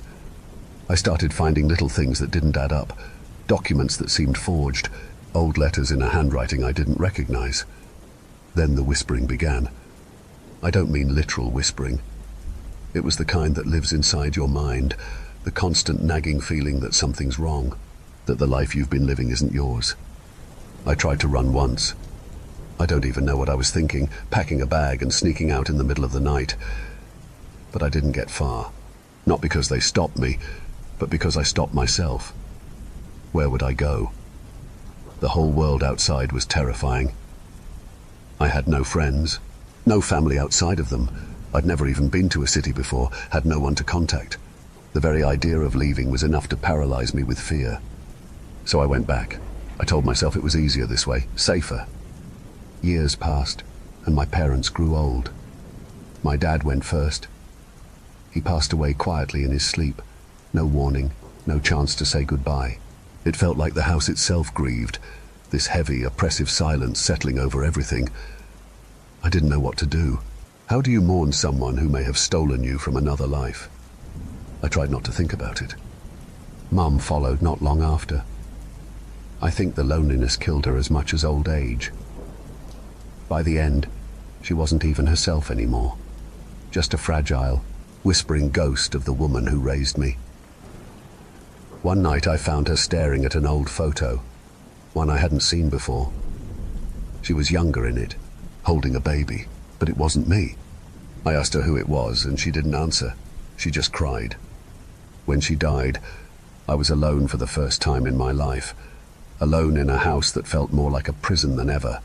There was no one to tell me what to do, no one to talk to, no neighbors, no family, just the quiet. I should have left.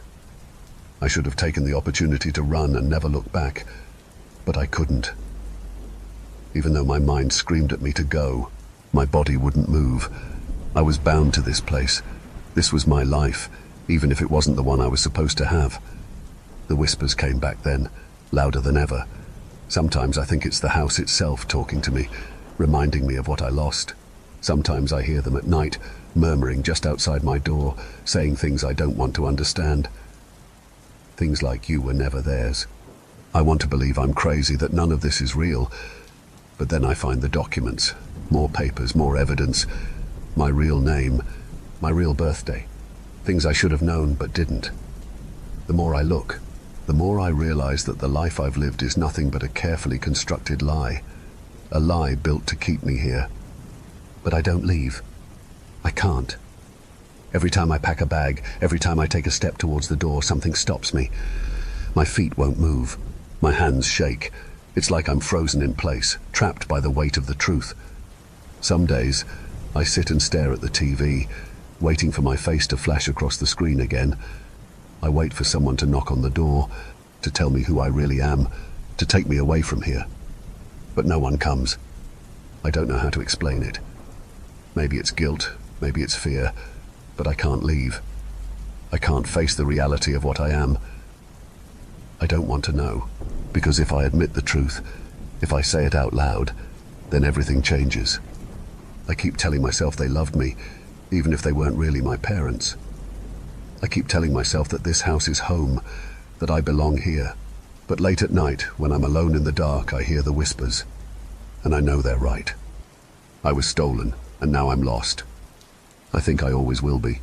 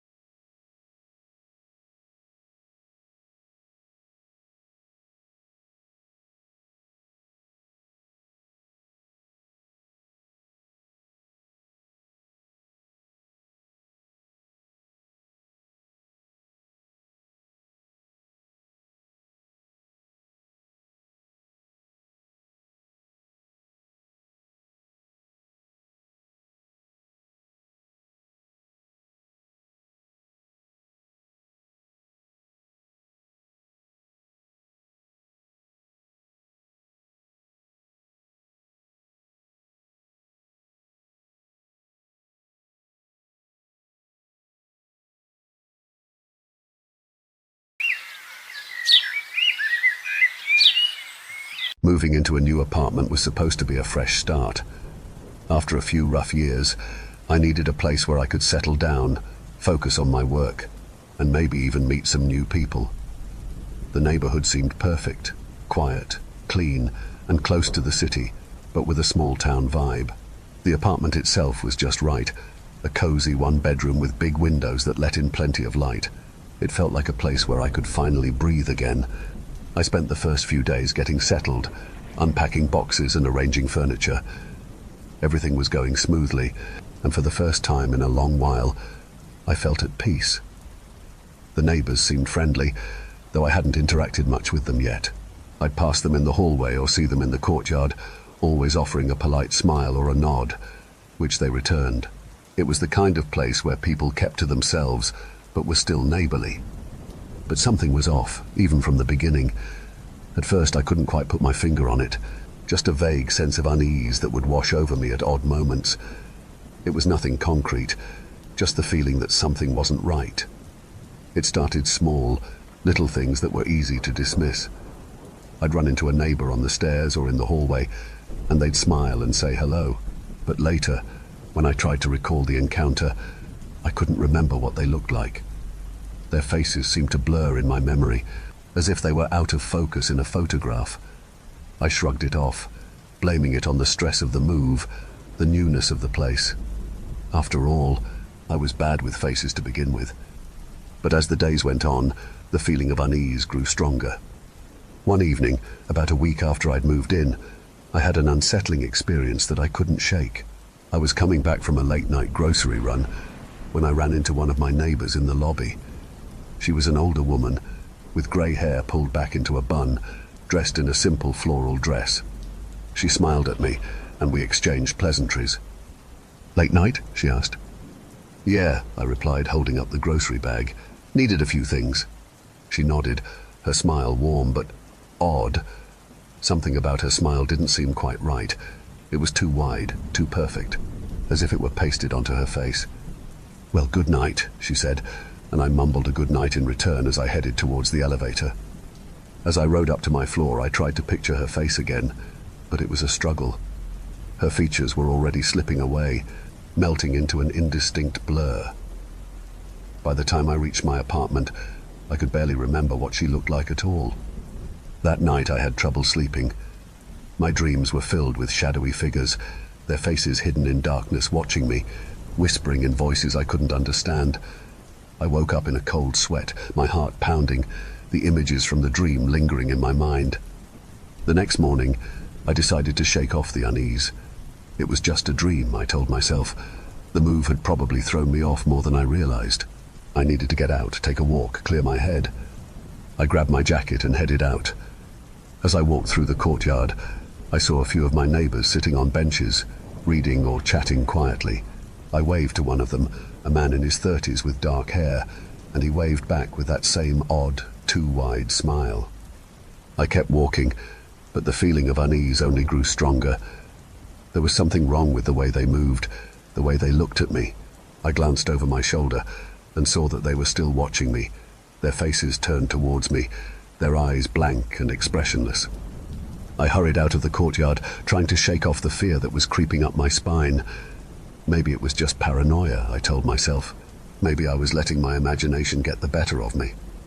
But as the days went on, the strange encounters continued. I started avoiding my neighbors, taking the stairs instead of the elevator, keeping my head down when I walked through the courtyard. But no matter how much I tried to avoid them, they were always there, watching me with those unsettling smiles.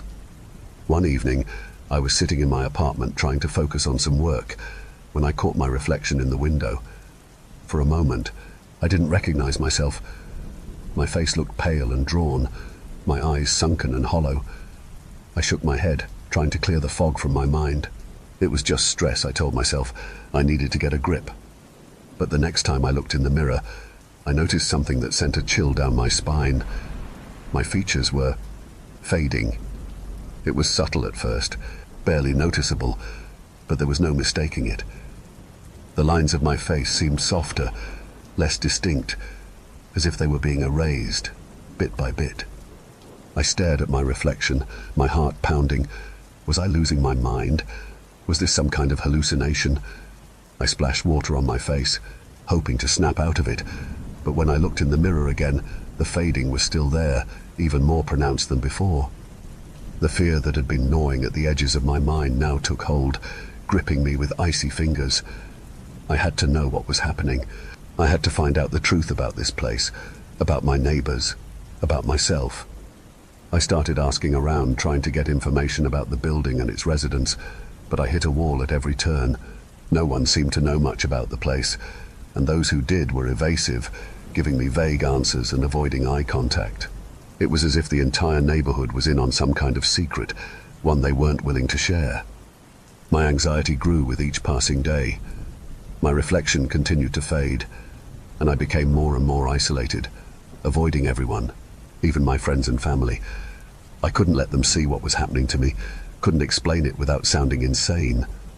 The final straw came one night when I woke up to a sound in my apartment, a soft, shuffling noise, like someone was moving around in the darkness. My heart leapt into my throat as I sat up, straining to listen.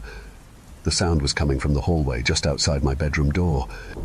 I grabbed a flashlight from my nightstand and crept out of bed, my hands trembling. As I approached the door, the noise stopped, and an eerie silence filled the room. I hesitated, my hand hovering over the doorknob, fear rooting me in place. Finally, I mustered the courage to open the door. The hallway was dark, the only light coming from the faint glow of the street lamp outside. I shone the flashlight down the corridor, but there was nothing there. No sign of anyone or anything. But as I turned to go back to bed, I caught sight of something that made my blood run cold. Footprints. Wet footprints, leading from the front door down the hallway and stopping right outside my bedroom. I followed the trail, my heart racing, and when I reached the front door, I found it slightly ajar. Someone had been inside my apartment, and they had left without making a sound. I locked the door, every nerve in my body on high alert. I couldn't stay here. I had to get out, had to leave before whatever was happening to me became irreversible. But as I turned to gather my things, I caught a glimpse of my reflection in the hallway mirror, and what I saw nearly brought me to my knees. My face was almost completely gone. My features had smoothed over, leaving only a blank, featureless surface where my eyes, nose, and mouth should have been. I stared at the reflection, horror coursing through me. But the face that stared back was no longer mine. In a panic, I ran out of the apartment, fleeing down the stairs and into the night. I didn't stop until I was far from the building, gasping for breath, my mind reeling. I had to leave, had to get as far away from this place as possible. But where could I go? How could I escape something that was happening to me from the inside out? In desperation, I found a hotel on the other side of town and checked in, hoping that distance would break the hold the apartment seemed to have on me. I locked myself in the room and avoided mirrors, too afraid of what I might see. But the next morning, when I looked in the bathroom mirror, the horror was still there. My face was now completely blank, just a smooth, featureless surface staring back at me. I was becoming one of them, one of the faceless ones. I had to stop it. I had to find a way to reverse whatever had been done to me before it was too late. I spent the next few days researching frantically, poring over old records, news articles, anything I could find about the building and the neighborhood. The deeper I dug, the more disturbing the information became. The neighborhood wasn't cursed, as I'd initially feared. It was something else, something far more terrifying. The apartment complex had been the site of an experiment decades ago, one that had gone horribly wrong. It had been a psychological study, conducted in secret, where residents were unknowingly subjected to extreme isolation and sensory deprivation. The experiment had been shut down after multiple residents were driven mad or simply disappeared, but the effects lingered, a residual force that still permeated the walls of the building. Over time, the neighborhood itself became infected with this presence, warping the reality of anyone who lived there too long. The faceless ones were the remnants of those who had succumbed to the experiment, their identities stripped away, their minds hollowed out until they were nothing more than empty shells. They were still alive in a sense, but without faces, without memories, without selves. They were the perfect subjects, eternally trapped in the aftermath of the experiment. And now I was becoming one of them. I didn't have much time. The more I thought about it, the more I could feel the presence creeping into my mind, unraveling the threads of who I was, who I had been. My memories were slipping away, and with them, my sense of self. I had to find a way to escape this fate, to reclaim my identity before it was too late. In my research, I found references to a man who had survived the experiment, one of the original residents who had managed to escape before it claimed him. He was now living as a recluse, far from the city, trying to put the horrors of the past behind him. Desperate, I tracked him down, hoping he might have the answers I needed. I found him living in a small, dilapidated cabin on the edge of a forest, far from civilization. He was an old man now, frail and worn, but his eyes were sharp, filled with a haunted knowledge. He listened as I told him my story, nodding slowly, as if he had been expecting me. "You can't escape it," he said, his voice low and gravelly. "Not completely, but you can fight it. You can reclaim yourself." He told me that the only way to resist the effects of the experiment was to reconnect with who I was, my memories, my identity, my essence. I had to anchor myself in the reality of who I was before the experiment could take it all away. He handed me an old journal, his own from the days when he had been a resident in that cursed building. It was filled with notes, memories, and thoughts, his way of holding on to himself during the experiment. He urged me to do the same, to write down everything I could remember about myself, to hold on to those memories as if my life depended on it. Because it did. I returned to the hotel and began writing furiously, trying to capture every memory, every detail about my life before it all faded away. It was exhausting, mentally and emotionally, but I felt the presence weakening with each word I wrote. The more I focused on my identity, the less power it had over me. But the battle wasn't over. The faceless ones knew I was fighting back, and they weren't going to let me go so easily. That night, as I was writing, I heard the shuffling footsteps again, this time inside the hotel room. My heart pounded as I turned to face the mirror, and there they were, standing behind me, their featureless faces reflecting back at me, their blank eyes staring into mine. They reached out with their hands, but this time I was ready. I clutched the journal to my chest, refusing to let them take me. I focused on my memories, on the life I had lived, on the person I was. And then, in a moment of clarity, I spoke my name out loud, my voice firm and resolute. I am Junior. I am not one of you. The faceless ones hesitated, their hands faltering, and in that moment, I felt a surge of strength, of self.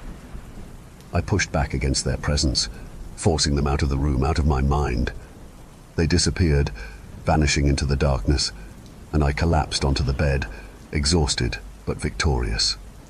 I knew then that I had won, that I had reclaimed myself from the grip of the experiment. My reflection in the mirror was my own again, my features clear and distinct. I was whole, and I would remain that way as long as I held on to my memories, to my identity. I left the city the next morning, leaving the apartment, the neighborhood, and the faceless ones behind. I would never return, but I would carry the journal with me always, a reminder of who I was and what I had fought to preserve. Because in a world where identity can be stolen, where memories can be erased, holding on to oneself is the greatest victory of all.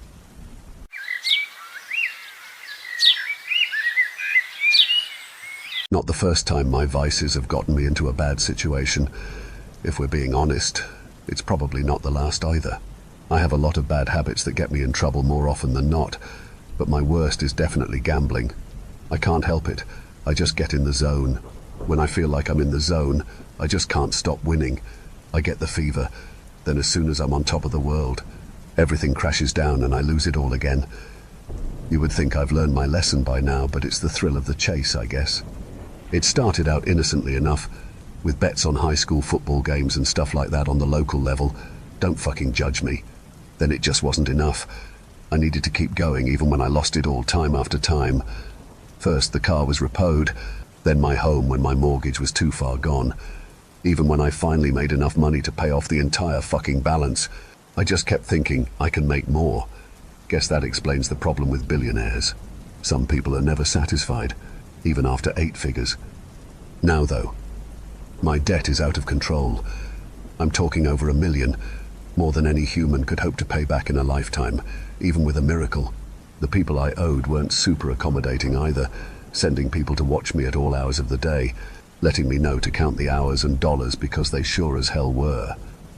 Didn't even have a damn chance when they finally decided I had gone long enough without paying.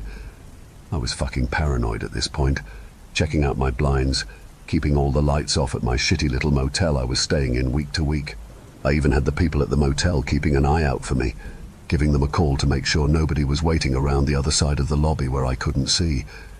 Thinking back, the poor clerk sounded really nervous when I made the last call, likely being threatened by the jackasses that came for me to tell me the coast was clear.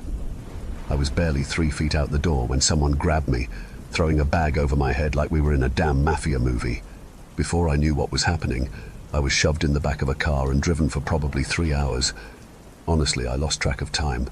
As much as I babbled and tried to plea with the fuckers who had me, they wouldn't say a word except shut the fuck up. When they finally pulled me out of the car, taking me into a hot, dank building that smelled of mildew. They still hadn't taken the bag off yet. All I was told was to stand in one spot and hold my hand out. That freaked me the fuck out, thinking they were going to do like some old-timey shit where they cut off my hand for stealing their money or something. After a moment I could hear other people too, some sniffling, a couple outright sobbing but muffled by their own bags over their faces. There was no common thread between any of the voices, but all were begging to be let go. A voice crackled to life over an old speaker above, coming in sharp and loud, hurting my ears. "Hello everybody. It's so nice that you could all join us today, especially since you've been making efforts to avoid us for so long. Whoever it was, they're way too damn cheerful about what they're about to do. Now, all of you owe some of us a lot of money, so much that you'll never pay it back, even if you got to our level. We don't like it when people fall behind on their bills, so we'll help you out a little. Bags off." A snap came over the speaker, and suddenly bright fluorescents were blinding me. It was like a migraine hitting, the huge lights above us making everything else fade, too bright to focus. As my eyes finally adjusted, I could see 4 other people gathered around me, each with their own little personal guard now holding the bag. We were arranged in a circle, all aligning with a point of the pentagram drawn on the floor in front of us. "We're going to lock you in here overnight and watch what happens. If you survive, your debts are cleared. If you die, well, we're doing our own little gambling on that," the voice said again, glee ringing behind it. Things were coming into focus a little more, my pupils finally finding the right dilation to handle all the harsh light. The pentagram we were standing upon was more clear, not drawn onto the smooth pavement below, but etched in, deep, fine lines interconnecting through the circle. Rusty red stains were abundant over the entire circle, and I felt like puking when I realized what it probably was. "Gentlemen, proceed." Each of our guards stepped forward, raising ancient-looking daggers and grabbing our left hands. I drew in a sharp breath, feeling the blade slice across my skin, making a diagonal slice over my forearm that started oozing blood immediately. A woman nearby screamed. The man on my right began cursing at the guard holding him, while the other 2 were in the same shocked silence I was. I still hadn't come around to exactly what was happening, much less that I was being sliced open over a damn pentagram in the middle of a warehouse. It felt like I woke up in a low-budget horror movie, like a nightmare or one of those crazy interactive haunted houses. My breath started to catch as the blood and pain made everything become suddenly real. The panic attack was setting in. "We consecrate this domain to you, our great lord, and everything you have given us." The voice cackled over the speaker again. Now that I was unmasked, I could see the old crates and pallets set up in the warehouse corners. Everything else was barren, just plain white walls, smooth concrete, and steel beams holding up the roof. Large fluorescent bars were hanging from the rafters above, making the reflections off the smooth concrete sway as something moved them. "For you, we bring this meal, a pittance for the bounty you have given us. Please, enjoy as you see fit." The speakers crackled out again. After each of us had spilled a satisfactory amount of blood, the guards each put their blades on the floor, pulling a roll of gauze from their suit pockets. They field-dressed our wounds, leaving the daggers where they lay in front of each of us before filing out the only door. I could hear chains being drawn over the door as it was sealed from the outside. There was no getting out for any of us. "Now, each of you has a dagger to defend yourself or improve your odds. If you look to either side of the building, there's a window to see the current time. Survive until daylight and you'll be free to go. Good luck." The voice trailed off with a laugh, leaving each of us to sit in silence, all dealing with our own personal panic attacks. "Who the fuck are y'all?" The man to my right, the same one who had been swearing, was now looking at all of us in turn. "Why the hell are we here? Who the fuck is doing this?" He was losing it, obviously already on edge before any of this went down. Even worse, it looked like he was having some wicked withdrawals from some sort of drug. Veins were popping on his bald head, eyes bloodshot, and face almost just as red. As he picked up the dagger in front of him, brandishing it at all of us, we fell back in fear. I managed to grab the dagger in front of me before sliding back, desperately pushing myself across the smooth floor to get away. "What? Did Tony put you all up to this? He trying to scare me because I haven't paid him yet?" He was waving the knife around like a madman, threatening all of us one by one. As the rest of us backed away, he stepped into the pentagram, moving towards us, still waving the knife. It was only moments after he stepped on it, though I'm still not sure of what I saw, and he was gone. As he was walking toward us over the pentagram, a massive amount of blood started bubbling out of the etchings. It came up slow at first, just seeping through the fine lines, covering the floor around. As it filled the entire pentagram, scarlet lines glowing in the bright lights, every angle made by an intersecting line on the pentagram suddenly shot forward, right into the center where he was standing.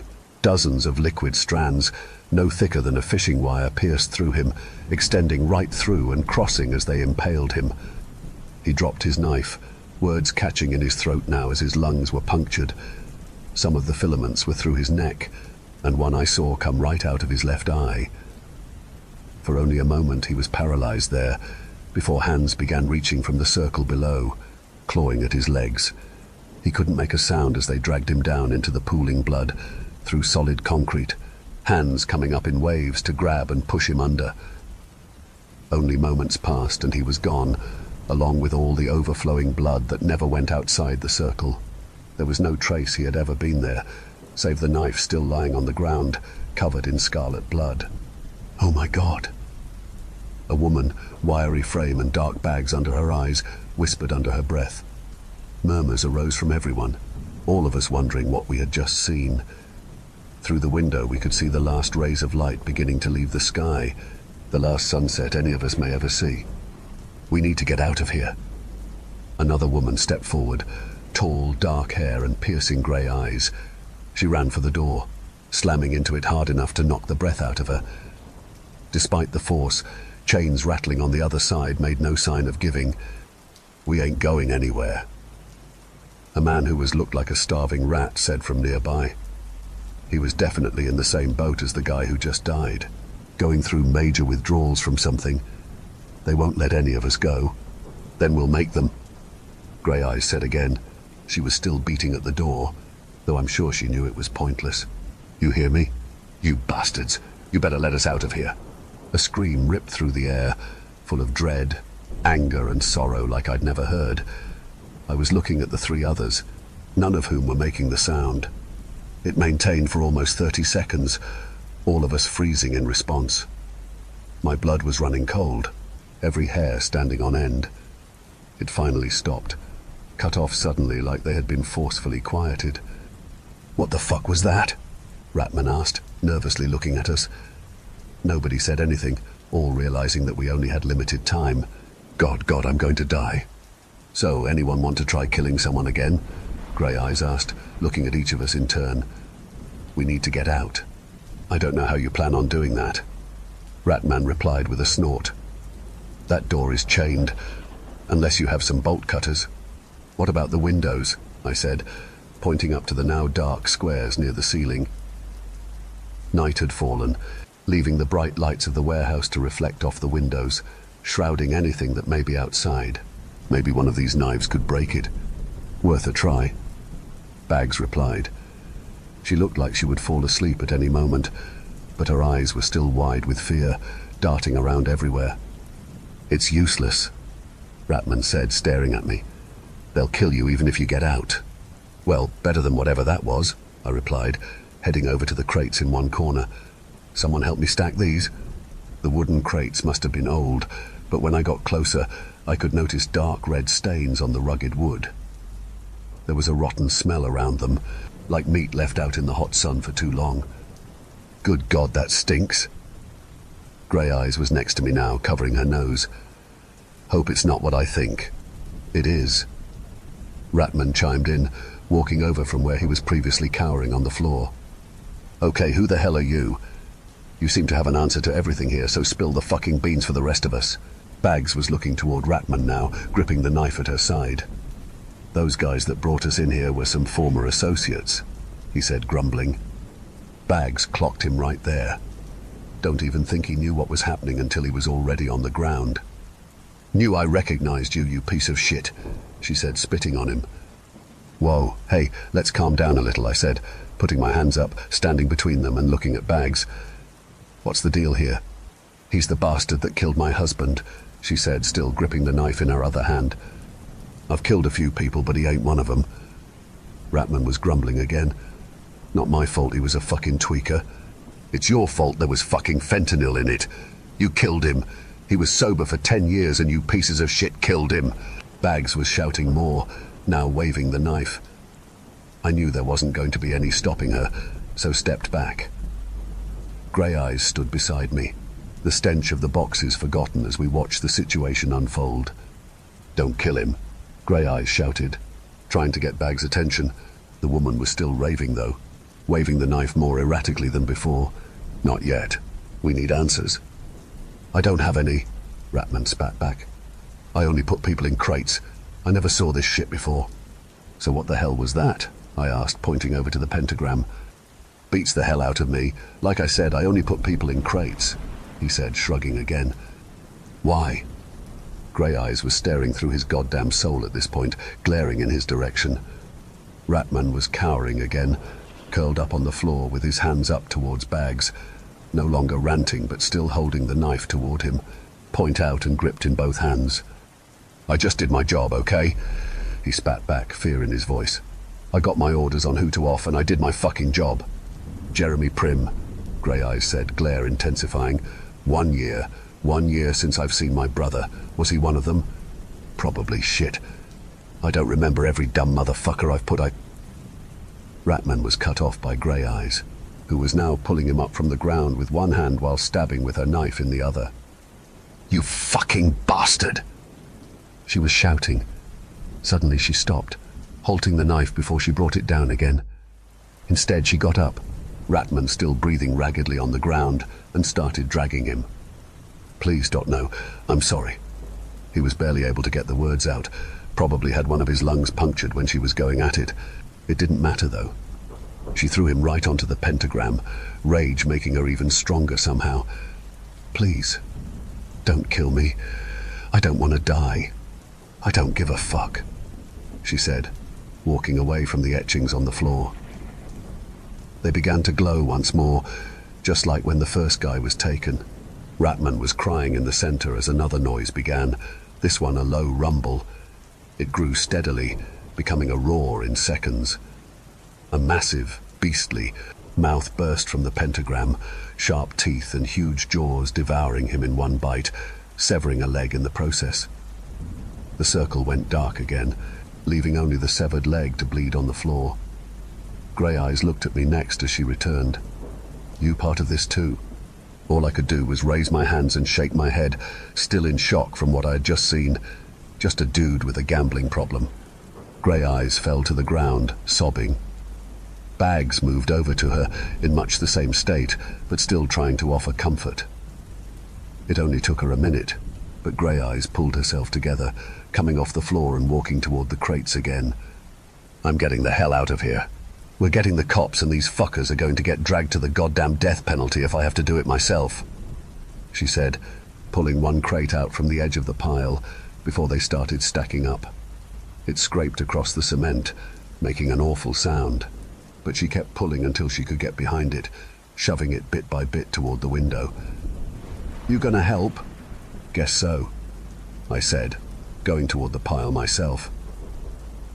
The crate I pulled was heavy, and when I pushed it I could feel something almost sloshing around, making the awful smell come in stronger waves.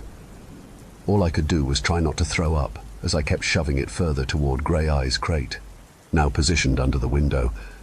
As I got further, she squatted on the other side of the crate, giving me a count of 3 before both of us heaved it up, sliding it fully on top of the other one.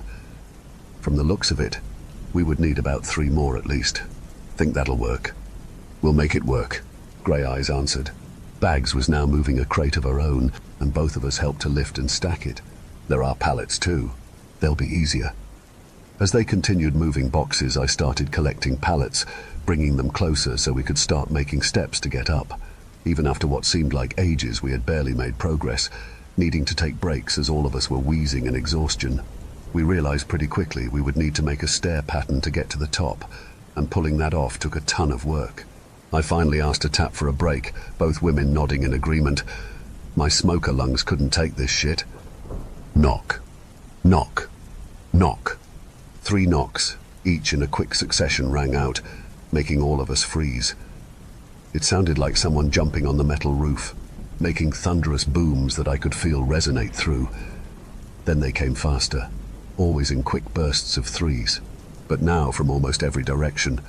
The walls, the ceiling, the chains rattling as the doors were hit. I couldn't tell if it was knocking to get in or out, but I knew I would rather be out of here. All at once the knocking stopped, just as quickly as it began. The lights flickered, going out for a moment before flaring back on, making the migraine feel worse. We sat to take a breather after that, getting our bearings back together. Eventually we got to it again, though we only got 1 trip in when everything went to hell. The window was maybe close enough to reach it with another pallet. Bags and Grey Eyes were both pulling another crate each toward the stack. Finally, it looked like we may have a chance to get the hell out of there. As Bags moved hers closer, putting it right next to the already high steps, a hand reached from the crate, coming right through the solid wood to grab her. "Help! Please!" She was screaming while the mottled, rotting hand was trying to pull her closer, bringing her into the putrid box. It had her by the left arm, yanking hard to get her closer. Another hand reached out to help it, clutching at the same arm. I ran up, desperately trying to pull the knife I had stuck into my belt loop. I stabbed the grabbing hands, desperately trying to hack them off of her. They pulled her closer, but she tried bracing her arm against the box to keep from going in. It was a mistake. They pulled her in closer, more hands coming to bring her in faster. She went straight through the solid wood, her screams becoming muffled as she was pulled inside. I could hear the screams turn to wrenching as the putrescent contents of the box overwhelmed her. She disappeared into the crate completely, hands receding alongside her. Grey Eyes and I both looked at each other. Bag's shrieks were intercut with desperate gasps for air, muffled through the box's wood. "Oh God, please! Use your knife!" Grey Eyes shouted at me, pulling hers out and positioning it in the crack between planks on top. I got beside her, doing the same and pressing down with both blades. It took a minute, Bags screaming the entire time. Her retching sounds were disgusting, and the smell coming from inside was quickly creeping out as we got the lid loosened. Eventually it finally gave way, Grey Eyes grabbing one side while I grabbed the other to lift it off.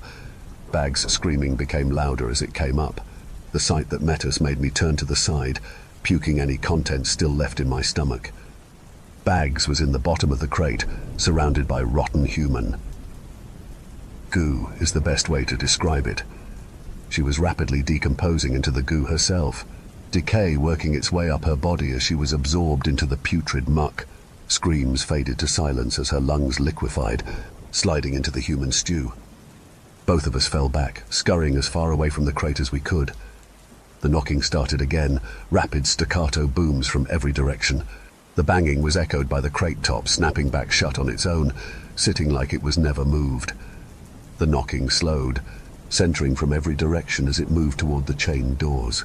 The force of it increased tenfold with every knock that joined the pounding rhythm, eventually bursting the doors open from the outside, chains whipping through the air and embedding in the wall across the warehouse. "What the hell did that?" Grey Eyes asked, looking from me to the door, quickly back and forth. Her piercing eyes were suddenly clouds of fear, something crawling through the doorway that was now open to the darkness outside. It didn't come in from the outside, though, all of it materializing in the threshold as it made its way out. Arms, mottled and grey with rot, made their way through. A legion of skulls, all stemming from the same torso, bunched around each other in various states of decay. All looked like they had died in different ways, from some with burns to others with eyes scooped out and gunshot wounds visible on their heads. It finally dragged the remainder of its body through, scrawny legs scraping the ground behind it as it began moving slowly towards us. "Oh, fuck," I said, feeling nauseous again as a new wave of smells hit me. The rotting bodies mixed with the smell of burning flesh and smoke made me gag even more. "Run it around and get out the door," Grey Eyes said, holding an arm over her nose and studying the abomination in front of us. Every mouth on the damn thing was screaming now, even the ones that barely had mouths from injuries. I could see one gurgling, lower half of the skull totally missing, covered in blood from what looked like a shotgun wound. As it screamed, blood came flying out, spraying the floor ahead of it with sizzling drops of blood. Don't get hit by that either. Jesus Christ. We both ran, going down to the furthest end of the warehouse from the putrid mass as we could. It kept crawling towards us, picking up speed as it went. When we finally got it clear of the doors, both of us swept a wide arc, each going around a different side to hopefully try and confuse it, even if only briefly. I was able to reach the door first, hitting the threshold and bursting through, Grey Eyes right behind me. As she tried to leap out, the thing suddenly heaved itself forward, grabbing her with one long, rotten arm and holding her by the leg, dragging her away from the freedom in the dark night. "Help!" she screamed as I desperately grabbed at her, trying to pull her back toward the doorway. The abomination was digging fingernails into her leg now, drawing blood that seeped into its own skin instead of flowing down. It invigorated the monster, grabbing her other leg and fully pulling her back, making me hit the doorway and get knocked back on my ass on the concrete outside. I got up before I realized there were no screams. Rushing through the door, I saw why. There was nothing in there. It's like I ran into a totally different building, lights off, dark rust on the rafters, and the window we were trying to climb through shattered into jagged edges. Grey Eyes was gone. No sign any of us were ever here in the layers of dust on the floor. Even in my shock at everything, I wasn't going to stick around this fucking hellhouse. I got my ass out of Dodge, though I was lost for a lot of the time until I found a major road.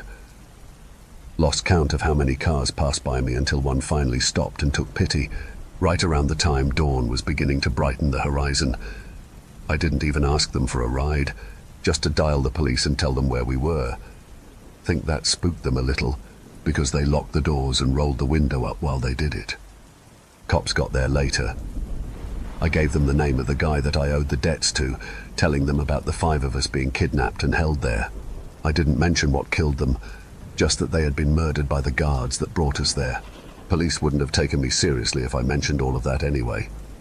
The only good thing to come out of this is that I've effectively quit gambling altogether. I've taken up drinking a little since all I can see when I'm sober is that fucking abomination. I hope Grey Eyes didn't suffer, because I can still hear her screams when I close my eyes. The smell of death hasn't left my nose, no matter how much bleach I take to my house. Hell, no matter what I use, it doesn't leave. I can't eat most of the time. I can barely sleep, but at least I'm not gambling, I guess.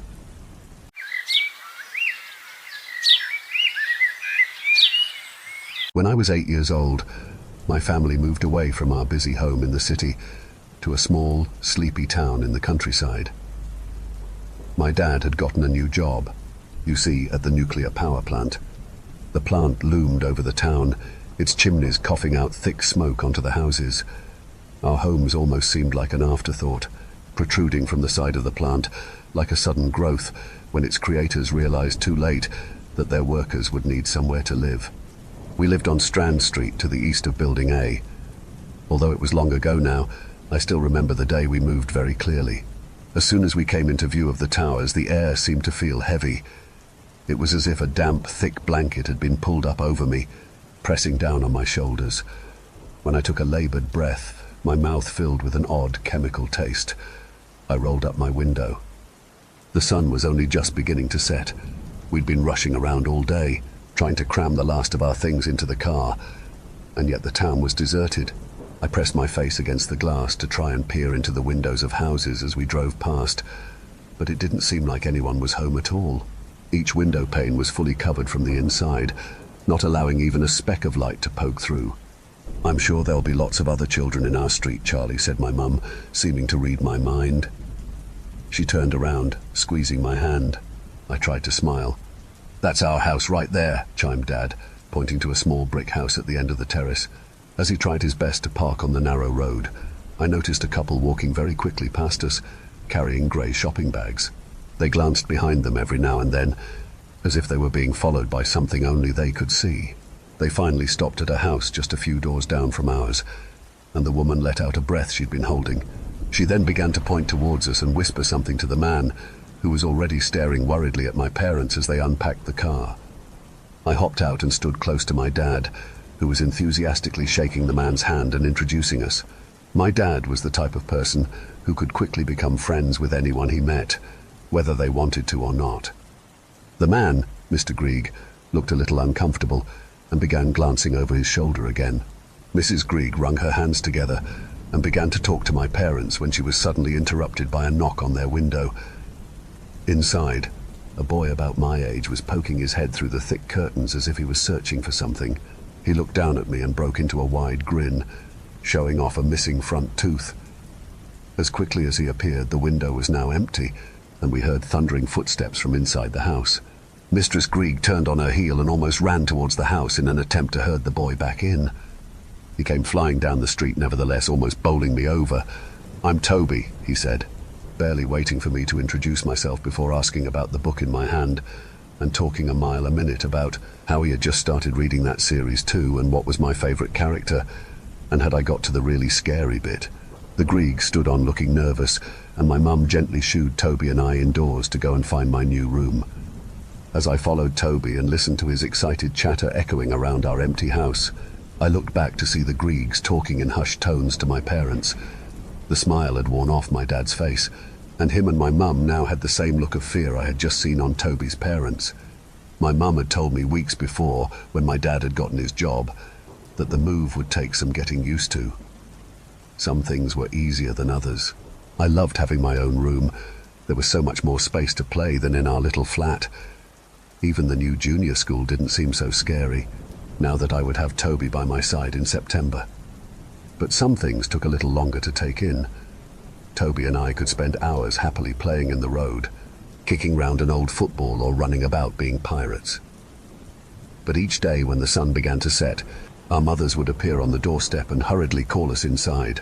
My mum wasn't quite on the same level as Toby's yet. Mrs. Grieg seemed to permanently hover behind her door, just waiting for an alarm to go off in her head so she could call him in. Toby, on the other hand, wasn't fazed at all about the curfew. When he heard his mum call, he would roll his eyes before smiling at me and jumping up from the patch of pavement serving as our ship and jogging off to his house. For me and my mum, however, the routine felt strange. My mum had always been caring to me, of course, but had never seemed half as worried when we lived in the city. I could spend all day in the park across the road reading my book on the swings, only coming in for dinner once it had already gone dark. But now she would look almost scared as she waited for me to walk the short distance to our house, her frown only easing once I was inside with the door shut. My dad would return home a little while later, walking alongside Mr. Grieg after they finished their workday. Dad slid a bolt on the door when he came in. We'd close all the curtains and then sit and eat our dinner, accompanied by the ever-present humming of the plant. A few weeks later, I was almost used to our strange new routine. Something which did still get to me, however, was the noise. Even though I was used to the bustle of the city with all the traffic and people, there was something different about the noise of the plant. It wasn't even a constant humming. On the days when the acrid smoke was at its thickest, it was a grinding, groaning, booming screech that made the ground shake slightly. I mentioned this to Toby, who held his hand up to his ear and said, "Oh yeah," as if he was hearing it for the first time. "I guess you get used to it after a while. We've been here a year now." "Maybe if you're here a year, you won't hear it either," he reassured me. "I don't know how you couldn't hear it. It's everywhere, even in my house," I lamented. Toby thought for a while, and then spoke again in an uncharacteristically quiet voice. "Well, there is somewhere where you can't hear it.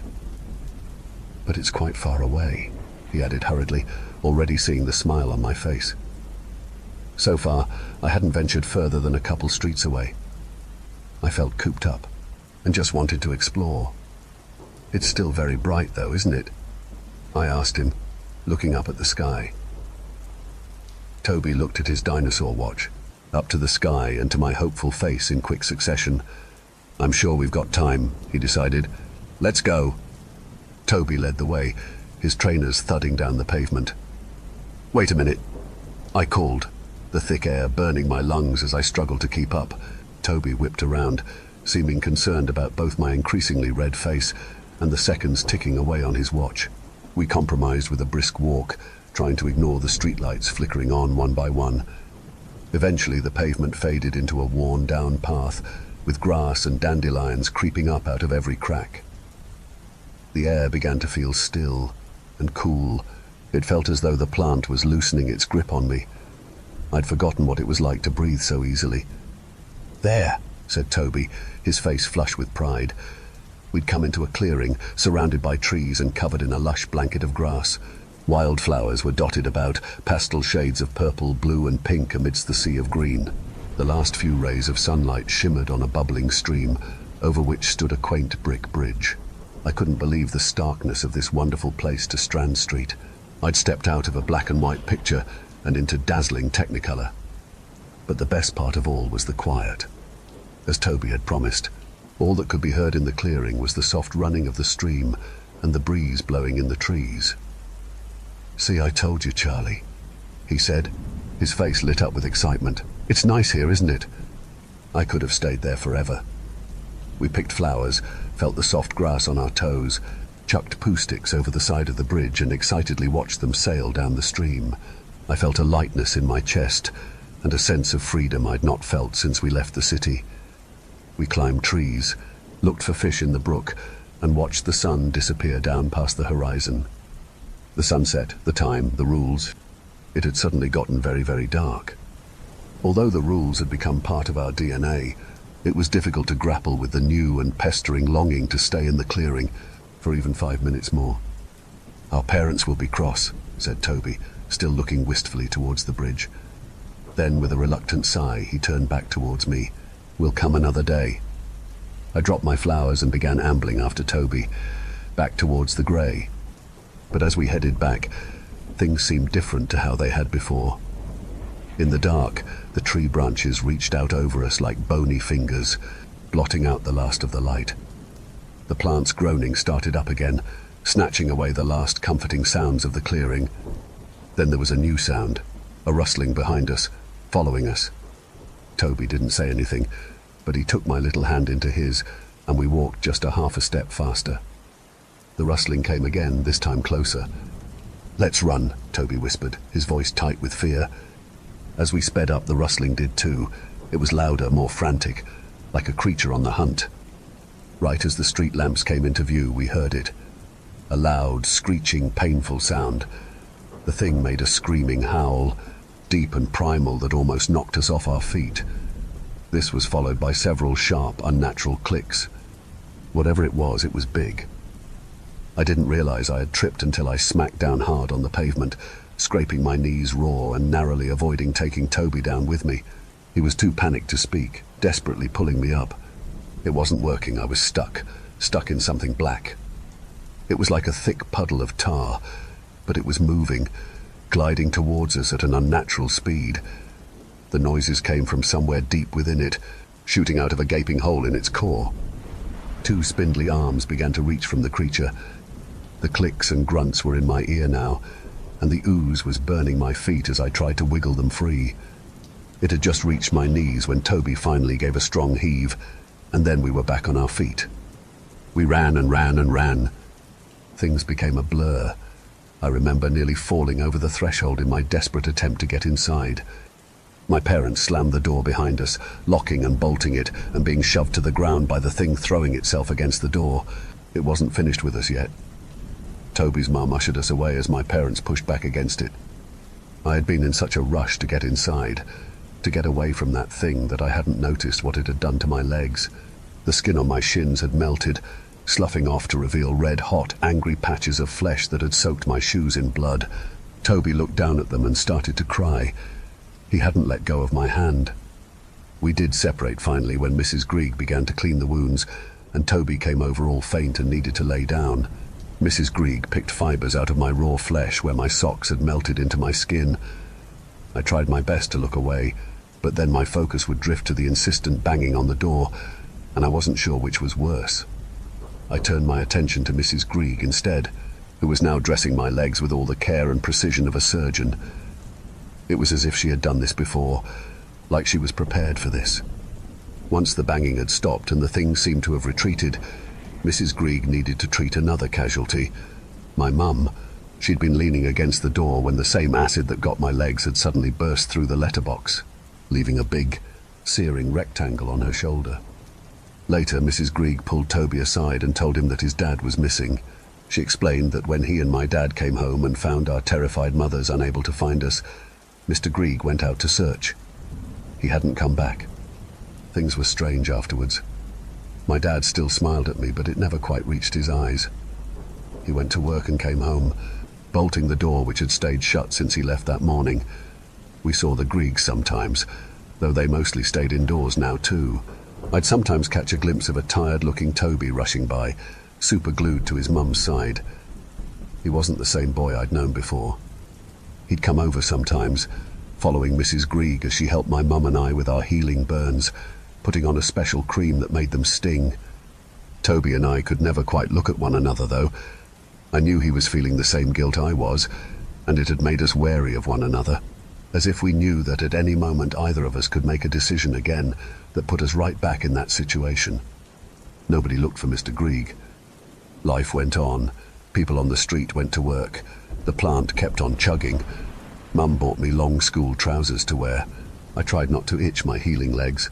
I tried not to think about the clearing and how much I wanted to go there again. I felt guilty when I did want to. Toby and I moved through school, going through the motions. We eventually grew close again, but never talked about what had happened that night. We walked home from school together, chatting away happily as if we were children again, laughing without a care in the world. One day, though, I wasn't thinking, and halfway through a story about a silly thing my dad had done years ago, I looked up to see Toby's downcast face. "Sorry, Toby," I said, patting his arm. "I miss him." He sighed.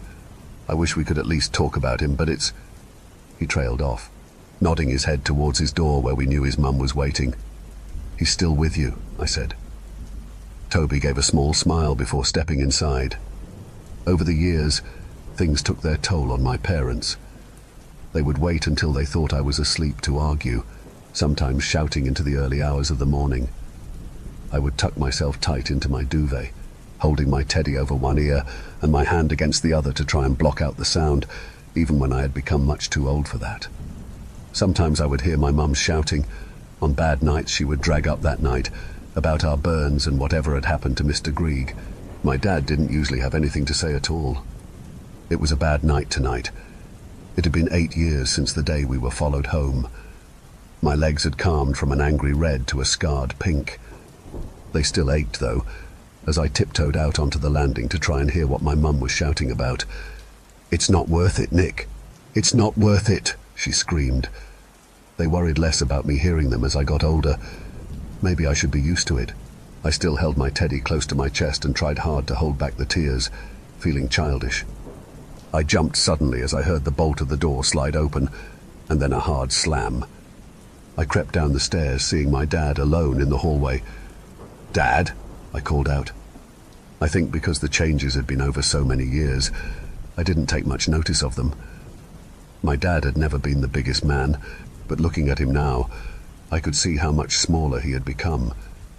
He was thin and hunched over slightly, probably from the years of labor at the plant. He'd lost his hair and spent more time coughing than talking these days. He'd lost his smile long ago. He'd lost himself then too. "She's gone," he whispered, staring past the open doorway. It took me a couple seconds to realize what that meant.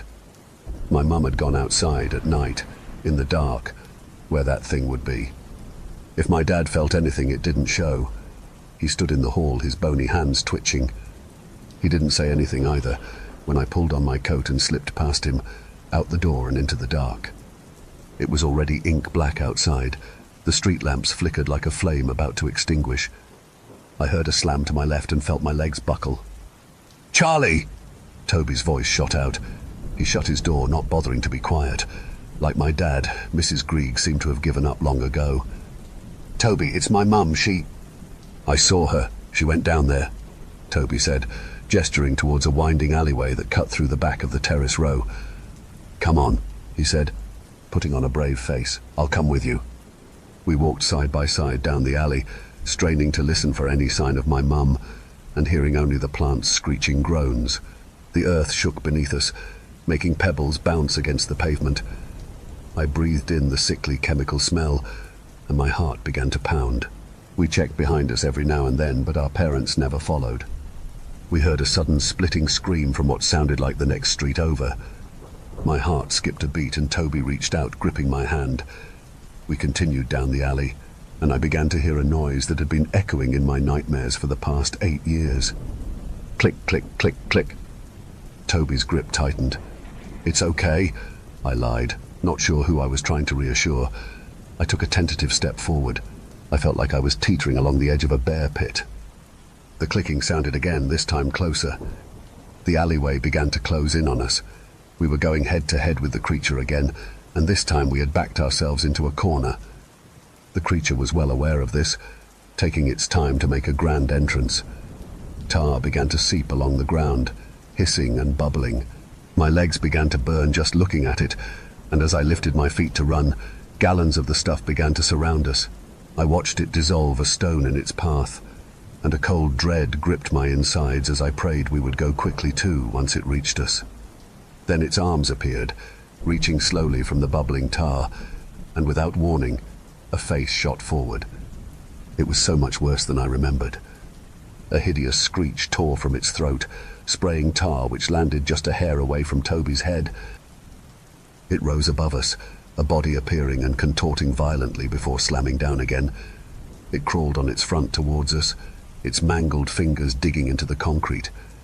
The tar slipped away for a split second, and I saw a hand that could almost be human.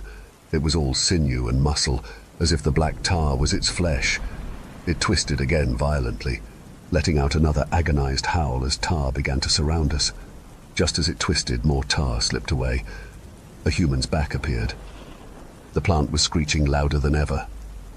The earth shook and a deep rumbling came from inside.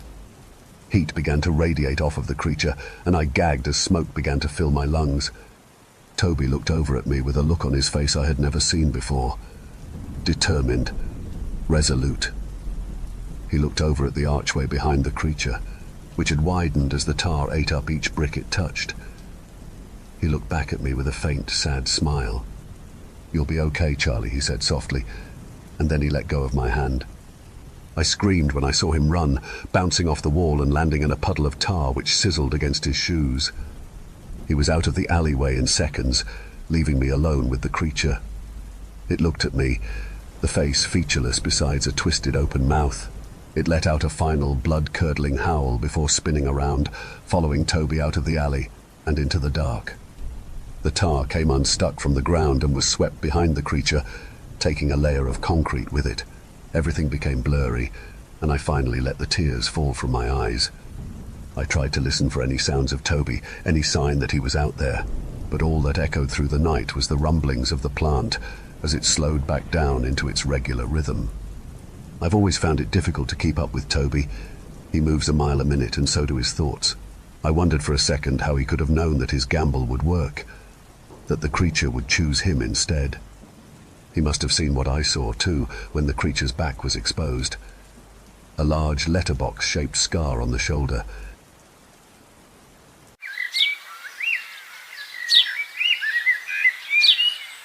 You actually bought it, didn't you?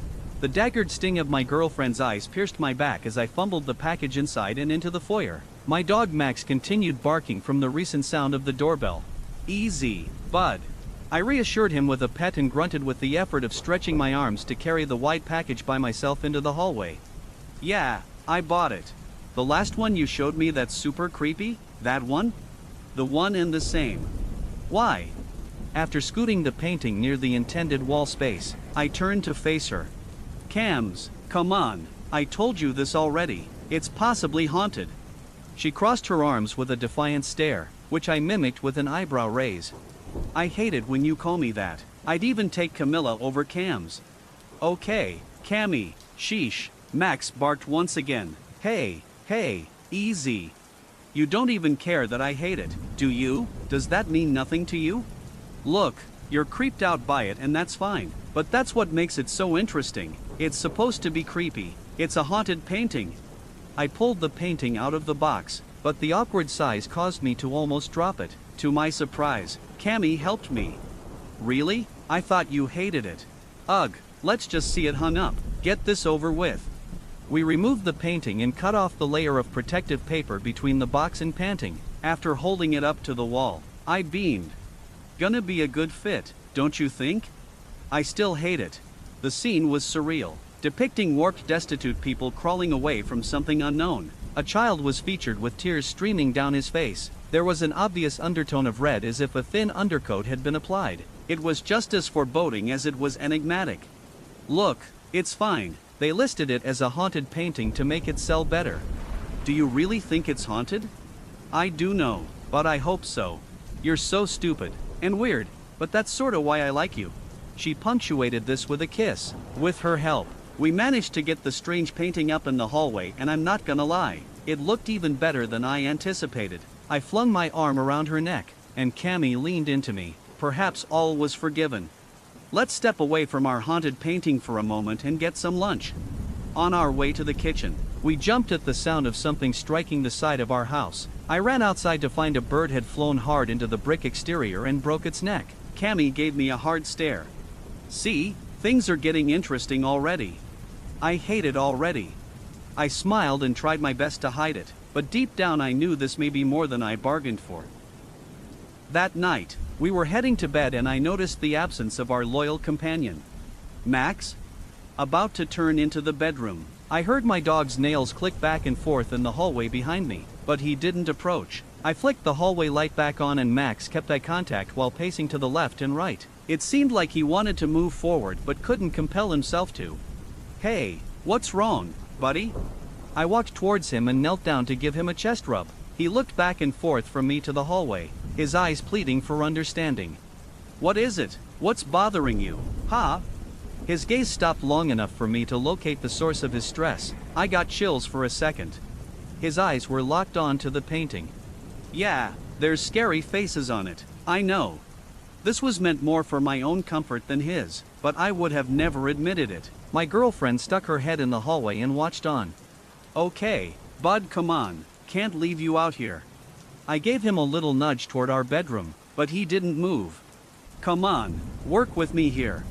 I grabbed his collar and pulled him towards me, but he wouldn't budge. He even yanked his head back and slipped his collar. All the while he never took his eyes off that painting. You're shitting me, it's the panting, isn't it? Oh, come off it. Dogs are really good at recognizing human expression, which is one of the reasons they know when something's wrong with us. He sees those distorted faces and it bothers him. Yeah, maybe, but never seen him act like that, ever. Star. I hated to admit, but she had a good point. After a couple more attempts, I gave up as Max had made his choice known. Poor guy was completely terrified of the thing. It may have just been my imagination, but I thought I felt a cold chill when I passed the painting on my way to the bedroom. I do not like that thing. I heard you the first time, sheesh, but yeah, it's kinda weird. It was a weird day. Don't worry about it. Max will get used to it. Before going into the bedroom, I shot Max one last glance. Last call. As if he completely understood. He laid down with his head between his paws and let out a defiant grunt. Okay, fine. I'll leave the door open if you change your mind. Without incident, we settled for bed and apparently I was more tired than I realized. I'm usually a night owl, but I very quickly fell asleep. A sound jolted me awake, and in my stupid state I swore a bark had woken me up. Max? The sound of paws clicking against hardwood resounded in the dark, and I almost jumped at the cold muzzle brushing my hand. It was something I never got used to no matter how many times he did it, but this was how he told us he needed to go out. Okay, boy, gimme a sec. I patted the floor for my sandals with my feet and slipped them on. This was one of those mindless routines you do a million times on autopilot. Our house was in a quiet neighborhood, so the only sounds were my sandals flopping on the wood floor and Max's panting. When I reached the thermostat in the foyer, I rubbed my arms while I checked it. Geez, it's freezing in here and it's July. The thought of the haunted painting came to mind, and I was somehow excited at the thought despite how terrifying that could be. What the hell was wrong with me? I was a glutton for punishment. After closing the thermostat's cover, I started to turn back towards the front door when I heard a growl. Max? I flicked on the foyer light to find him cowering at the front door with his haunches up. Hey, it's just me. Come on, let's go.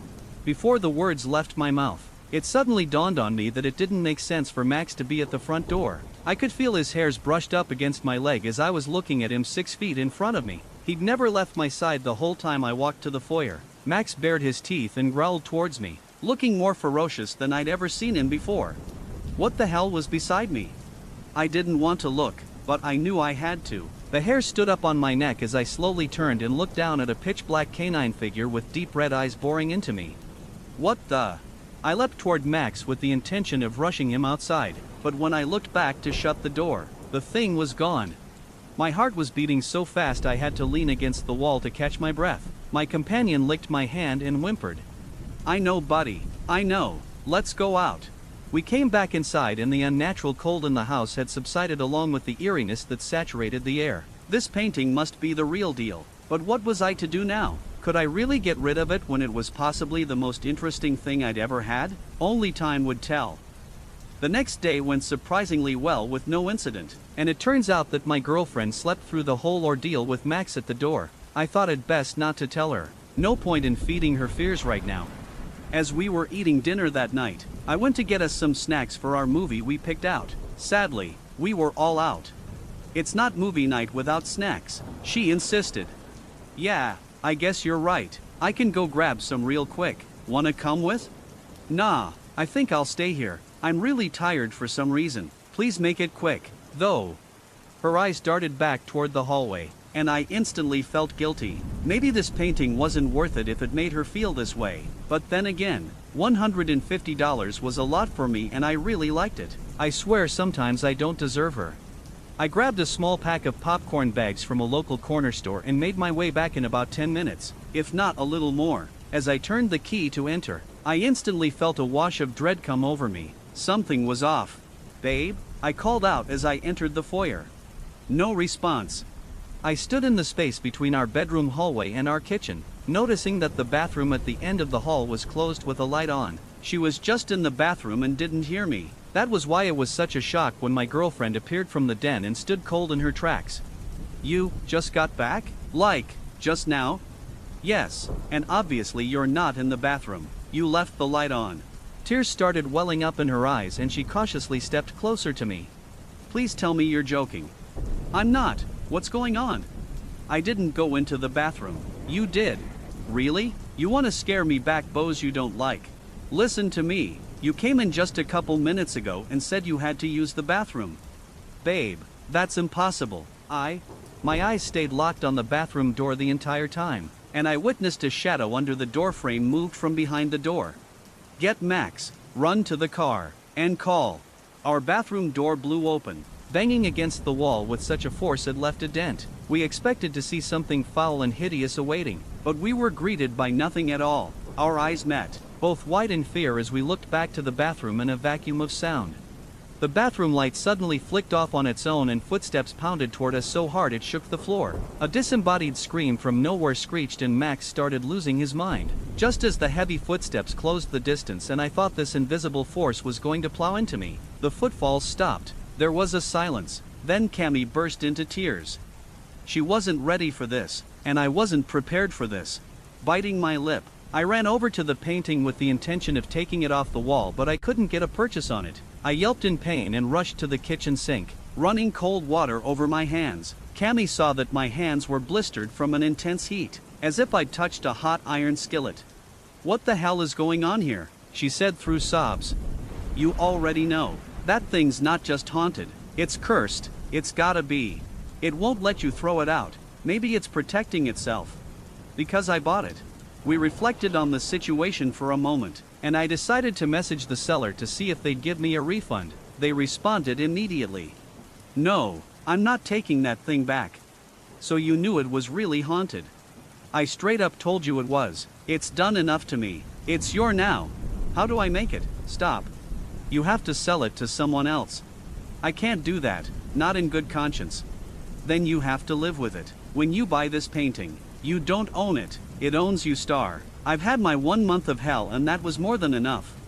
I relayed the conversation to Cammy. "What are we going to do now?" I relented. Suddenly, her eyes went bright in epiphany. "So you own it, or it owns you, right?" "Yeah, that's what I just said." but I don't.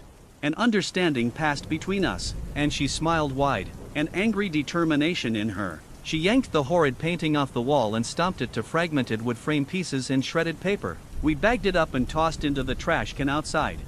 Trash is tomorrow, so it'll be gone before you know it.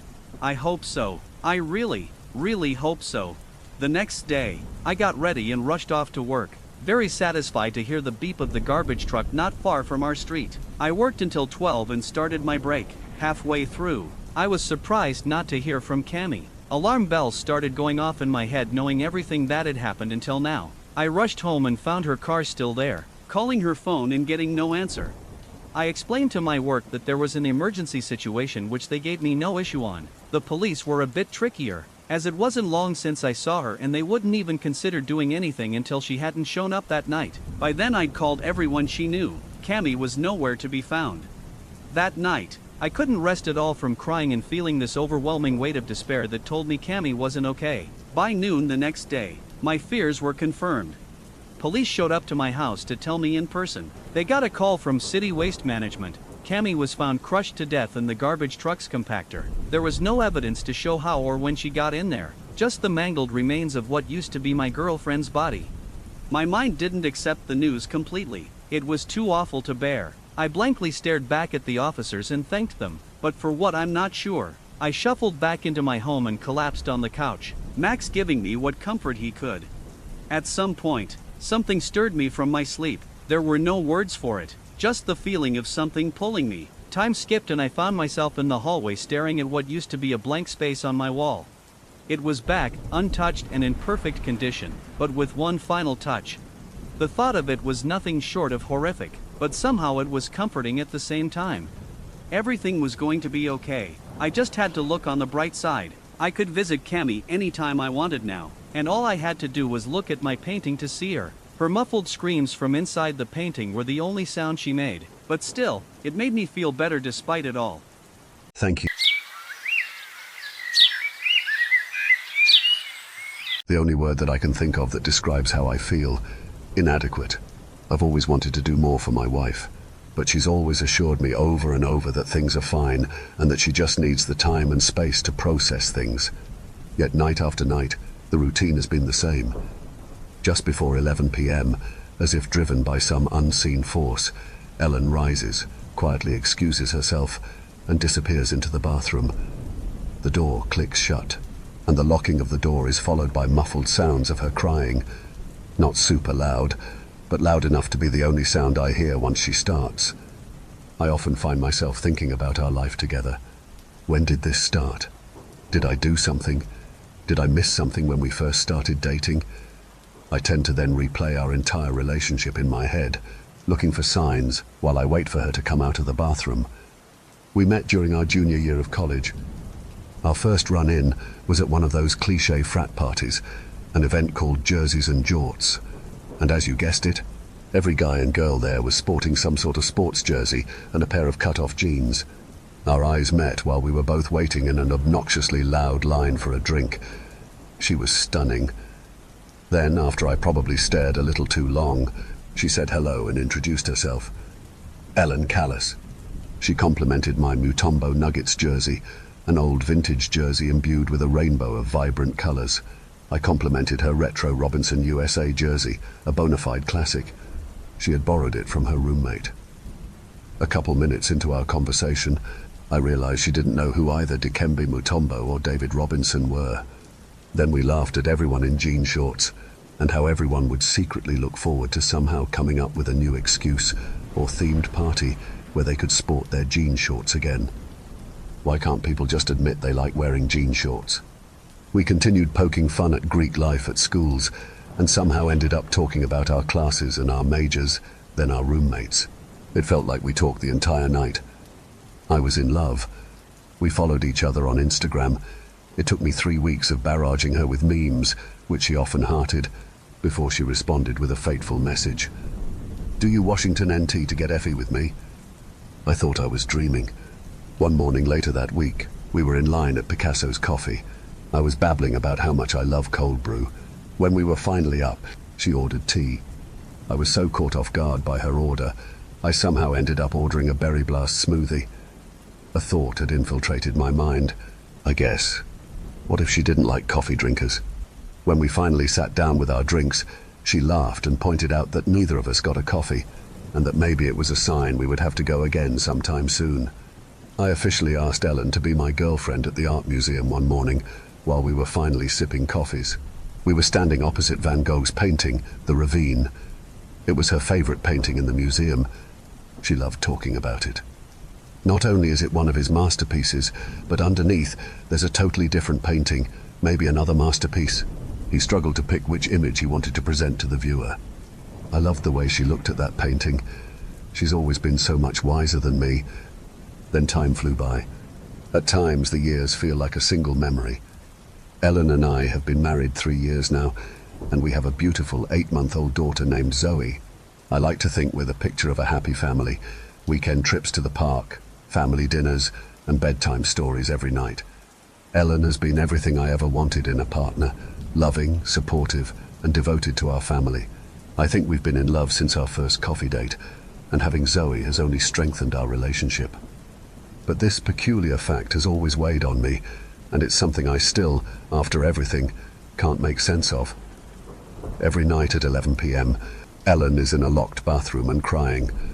When she returns, her eyes are a little red, but she smiles and insists everything is fine. The truth is, I can't quite remember exactly when it started, but I'm almost sure I first noticed it a couple weeks after we moved into the new house.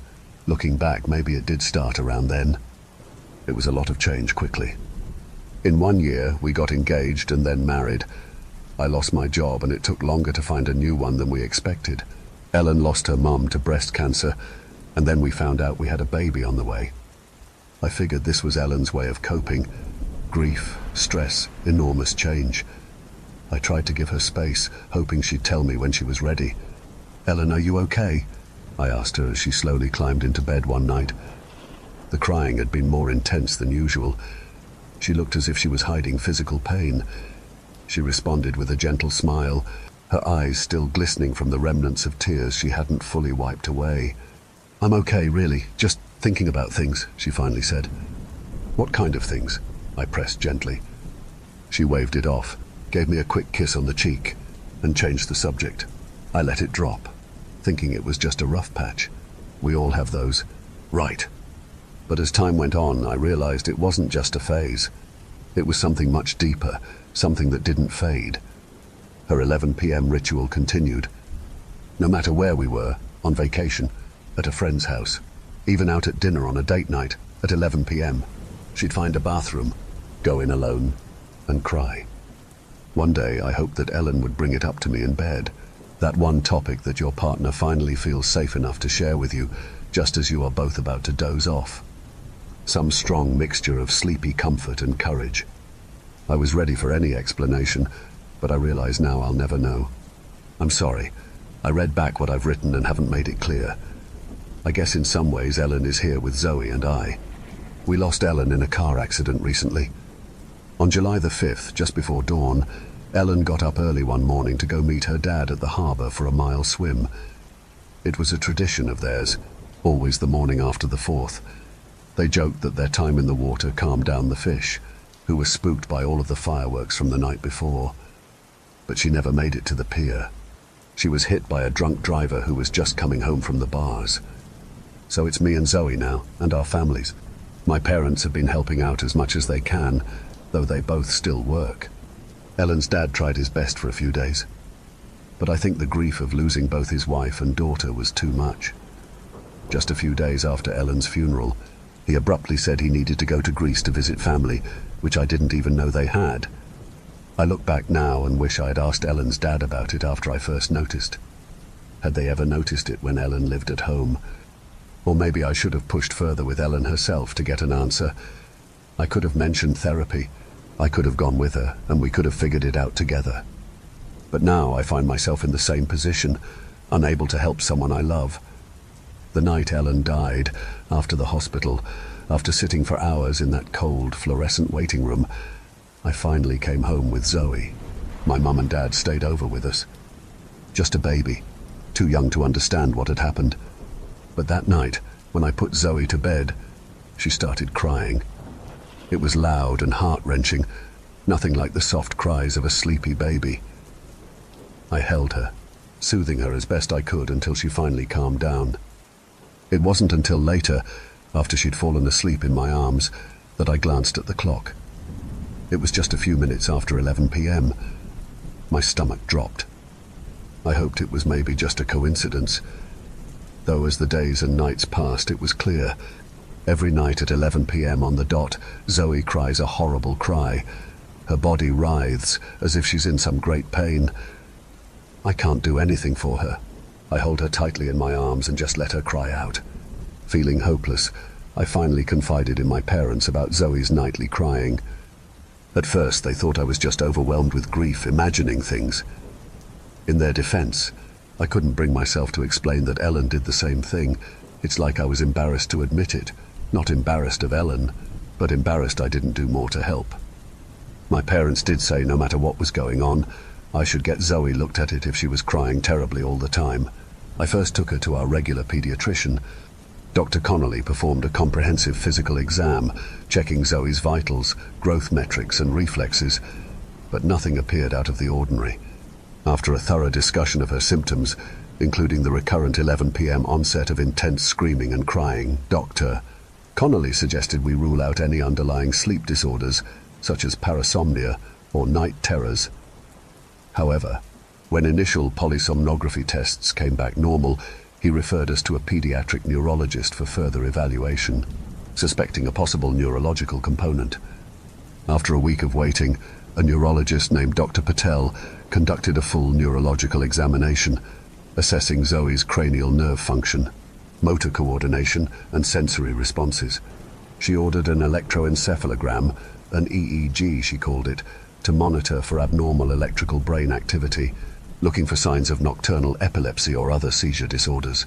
When the EEG results returned unremarkable, Dr. Patel recommended advanced neuroimaging, including an MRI and a PET scan, to investigate any structural or metabolic abnormalities in Zoe's brain.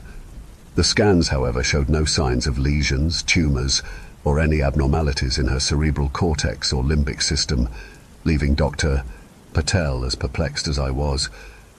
Despite the extensive battery of tests, everything pointed to a perfectly healthy child, yet the unexplained crying persisted like clockwork. After several visits and countless tests, the doctors couldn't find anything physically wrong with her. Zoe was perfectly healthy.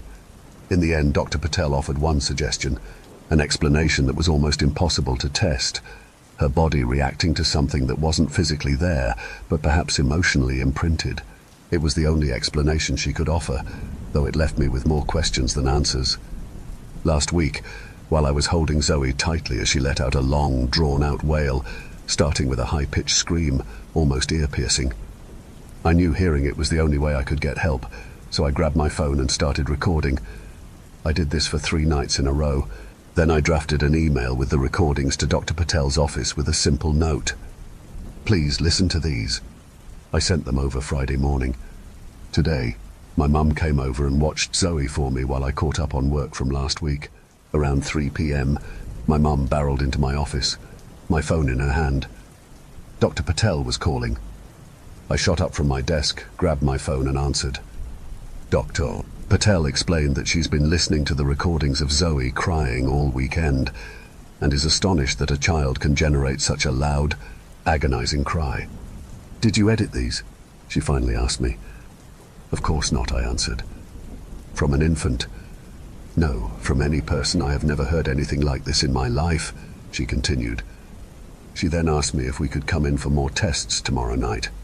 From 10 p.m. to midnight, Dr. Patel wants to take new scans during an episode.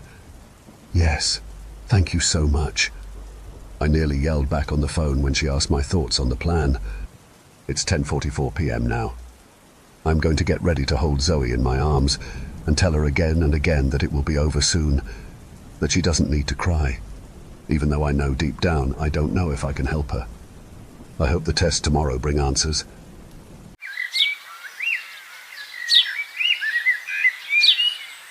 "Hey man, I don't know how to tell you this, but there's people in the basement."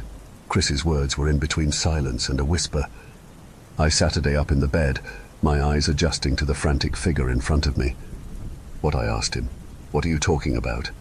Be quiet, dude, he whispered. There's people in the fucking basement. Like 6 of them, I swear to God. He paused, taking a few deep breaths. We should get the fuck out of here.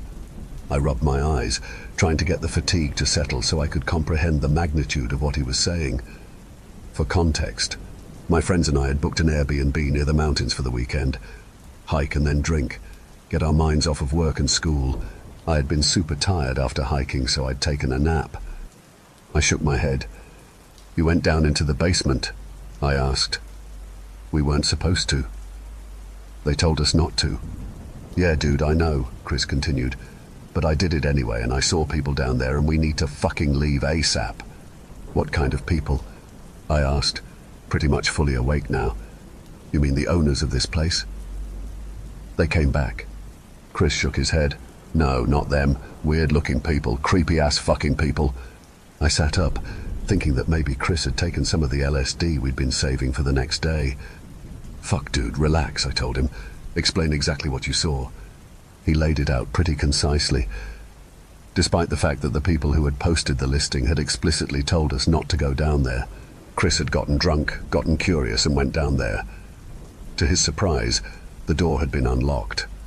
He couldn't find the light switch, but there was just enough of it coming through the windows for him to be able to make his way down the stairs. Arriving at the bottom, he allowed his eyes a few seconds to adjust. And right in front of him, he could see a small table, with about 6 people sitting around it, their outlines illustrated by the afternoon light.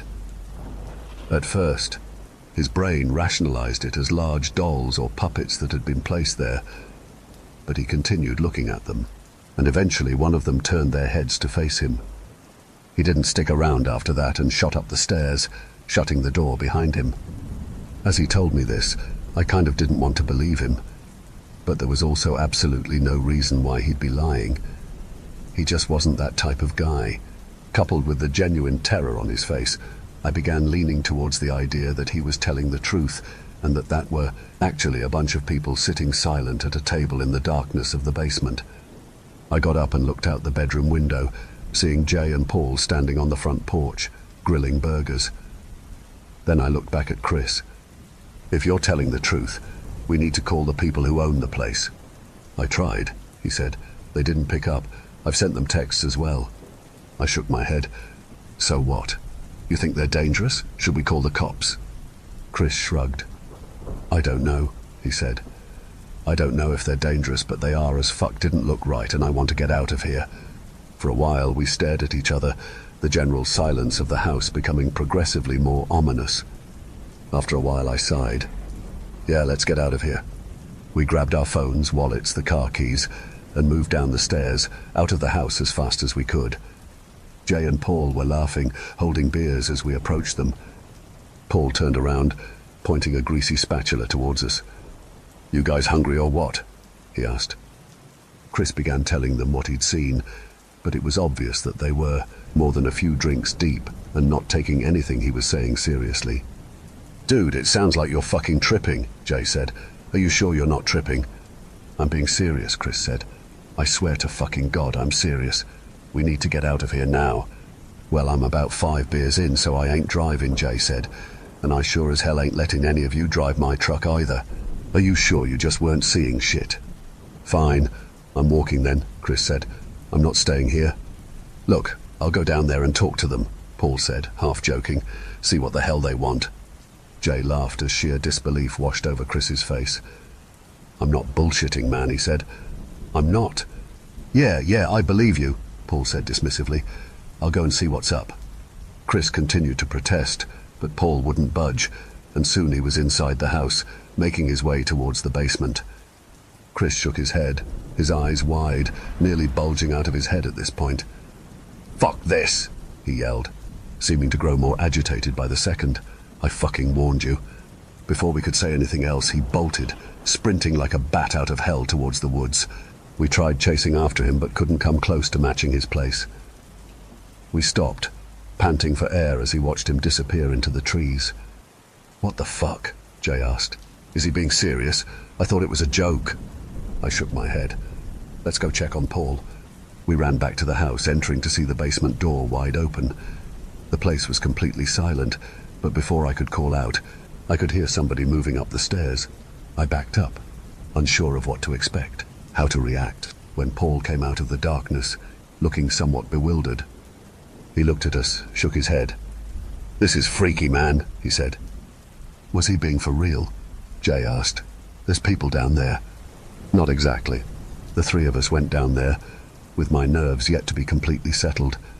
We couldn't find a light switch, but there were enough windows and enough daylight for us to move around. Turns out Chris hadn't been totally correct, but he probably hadn't been lying either. Planted right in front of the stairs was a table with 3 chairs. Sitting in those 3 chairs were some of the most lifelike sculptures I'd ever seen. 2 soldiers in what appeared to be old military outfits, and a woman in some kind of long religious dress. They weren't quite enough to be uncanny. If you looked at them for more than a few seconds, you could tell that they were carved from stone and then meticulously painted, something you could confirm by touching them. Still, they were exceptionally crafted, something that could have only been achieved by a dedicated professional. "I mean, I don't blame him," Paul said, referring to Chris. "I almost shat bricks when I first saw them. I mean, what the fuck?" I remembered back to the conversation I'd had with him, how he'd claimed that one of them had actually looked at him, and then a shiver ran down my spine. Jay laughed, a palpable relief in his voice. "How much you think we could sell these for?" "I'm down to take 'em and find out," Paul joked. On the surface, it made enough sense. The homeowners were in possession of some very valuable items that they stored in the basement, simply forgetting to lock it this time around. Jay and Paul continued looking at them, taking pictures, marveling at how weird it all was. On the other hand, I wasn't so keen on doing so. I wanted to get the hell out of the basement ASAP. The details just weren't adding up. I knew Chris well.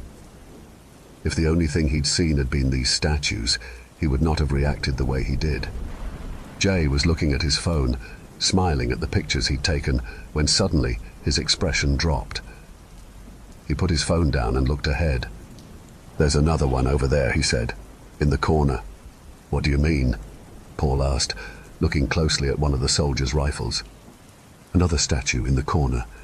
Paul looked up and looked towards where Jay was pointing. "Oh," he said, "yeah, I see it." The two of them continued look at it, but showed no indication of wanting to explore it. Instead, they stood still, their expressions slowly being taken over by a look of deep unease. Eventually, I looked as well.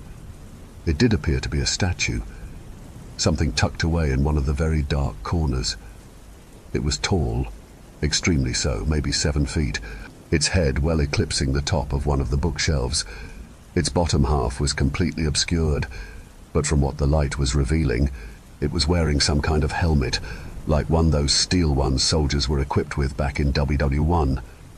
There came a point as my eyes were adjusting to the darkness where a pit began to form in my stomach. Its features were slowly revealing themselves, and it almost looked as if it were twitching. I thought that maybe it was just the darkness playing tricks until I saw it blink. Clear as day, it blinked. I guess the other two saw the same thing, because we were practically trampling each other running up the stairs. We slammed the door shut behind us before quickly pushing one of the couches in front of it. Paul and I were halfway out the front door, but Jay was still inside the house. "What the hell are you doing?"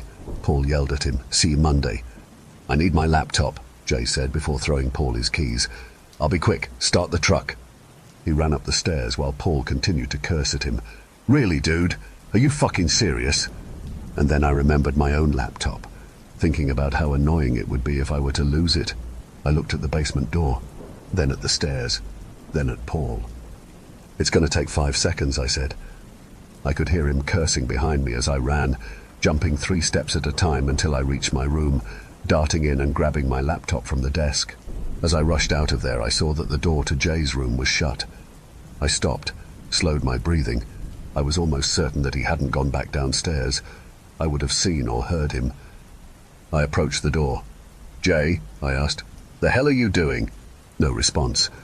I looked at the door, but every muscle was frozen, almost as if my body were warning me not to go in. Suddenly it creaked open just slightly and I jumped back. "Jay?" I asked. Still no response. I couldn't see anything through the crack until my eyes drifted upwards, near the ceiling. A pair of eyes looking down at me, large eyes set too far apart on a face with skin that was too pale. I turned and bolted back downstairs as I heard the door swing open the rest of the way. Of course, I didn't look back and ran outside and jumped into the passenger seat of the truck. "Where is he?" Paul asked. "Just fucking drive," I told him. He didn't protest and stepped on the gas, ripping down the dirt road. We continued driving until we reached a rest stop, the first place with other people. By that point we had both called and messaged the homeowners about a dozen times each. Nothing but radio silence on the other end. We even noticed that the listing itself had been removed from Airbnb entirely. And then we called the police. Somebody answered and I explained the situation as in-depth as I could. The operator listened without interrupting, waited a few seconds and then asked me for the address. I told it to her. Another bout of silence elapsed before she hung up. After arriving back in the city, we considered reporting it again, but neither of us felt the nerve to do so. We also haven't heard from Chris. We've gone to his apartment and knocked on his door, but nobody answers. I tried to do some research on the place, Googling the cabin's address. One result came up, a website that appeared to consist solely of an album of black and white images of soldiers standing in various places, with dates and addresses written beneath them in small text. I Control-Ploffed and found the address I was looking for. The accompanying photo was of a tall soldier, holding a blood-stained hatchet and standing in a clearing surrounded by trees, with the outline of a cabin behind him. The man's skin was pale, his eyes oddly large and set so wide apart that it just didn't look right. There were also 2 dates attached to it. August 17th, 1915, and the date that we had first arrived at the cabin. It's been about a week removed from the incident, and Paul and I have both made a mutual decision to drop it, to try and go back to our ordinary lives. But it's been difficult. I keep expecting to receive a phone call from the cops, asking me questions about Chris and Jay, where I'd last seen them. Those guys have family. They probably knew where they were headed and who they'd gone with, and yet nobody's reaching out. It doesn't feel like we're out of the clear here. It doesn't feel like this is over at all.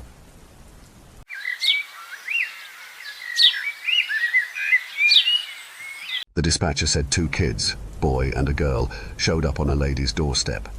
Lady said the kids wouldn't talk or give their names. She gave them milk and cookies and sent them to rest in her bed because they looked tired. No children had been reported missing, but it was late, so the dispatcher thought the parents didn't know their kids were gone. No problem. Not my first call about kids that walked out the front door because they wanted to play. At least it wasn't winter. I drove to the house on the outskirts of Bridal Veil Lake. It looked like another farm sold off for condos that were never built. A bunch of wild fields and dirt surrounded the lady's house. It was remote and dark, and I wondered if she felt comfortable living alone out here. That knock in the middle of the night must have been a shock. I announced my presence and knocked lightly. "Hello?" An old woman, the lady, answered. "Hello," she said. "Hello," I said again. "How are you doing tonight, ma'am?" "Been better. They're in the bedroom. Sleeping, I think." She stepped aside to let me in. I saw 2 shapes beneath a quilt in the darkened bedroom. There was no one else. "You didn't see anybody?" She shook her head. "Were they injured? Scared?" "No, just shy. Really shy." She nodded toward the kitchen, which I could see from where I stood, not a big house. "They hardly ate." There were 2 neat piles of chocolate chip cookies beside full cups of milk. It all looked completely untouched. The sight made me antsy. She said they didn't eat much. They ate something then, but not a crumb had fallen on the table. No, I have 3 kids. Never saw them leave a cookie intact or at all. Something really bad must have happened with these children. "Hi, kids," I said quietly from the doorway of the bedroom. I didn't want to startle them. "Are you awake?" No answer, but I had to check on them. There was only a lamp for the room, and it barely lit anything. 2 small shapes lay with their whole bodies and heads covered with the quilt, completely still. "I'm a policeman," I said. "I'm here to help you. You don't have to be scared." I waited. Still nothing. I'm going to pull off the blanket very slowly, just so you can see me, okay? Then you can put it right back if that makes you feel safe. Nothing. They didn't move a muscle. I prepared for the worst and pulled off the quilt. Their eyes were black, shiny, and lifeless. Jesus, because these were not living children but life-size dolls, complete with clothing and realistic hair. Only the eyes in their plastic faces looked immediately fake. What the hell? I stomped out, admittedly pissed off. The lady waited in her living room chair. Is this a joke? Excuse me. Those aren't real kids, I said. They're dolls. She became confused. I beg your pardon. I took a breath and tried to calm down. Ma'am, are you on any medication or... She got up and went to the bedroom. Jesus Christ, save us! I shouldn't have let her see.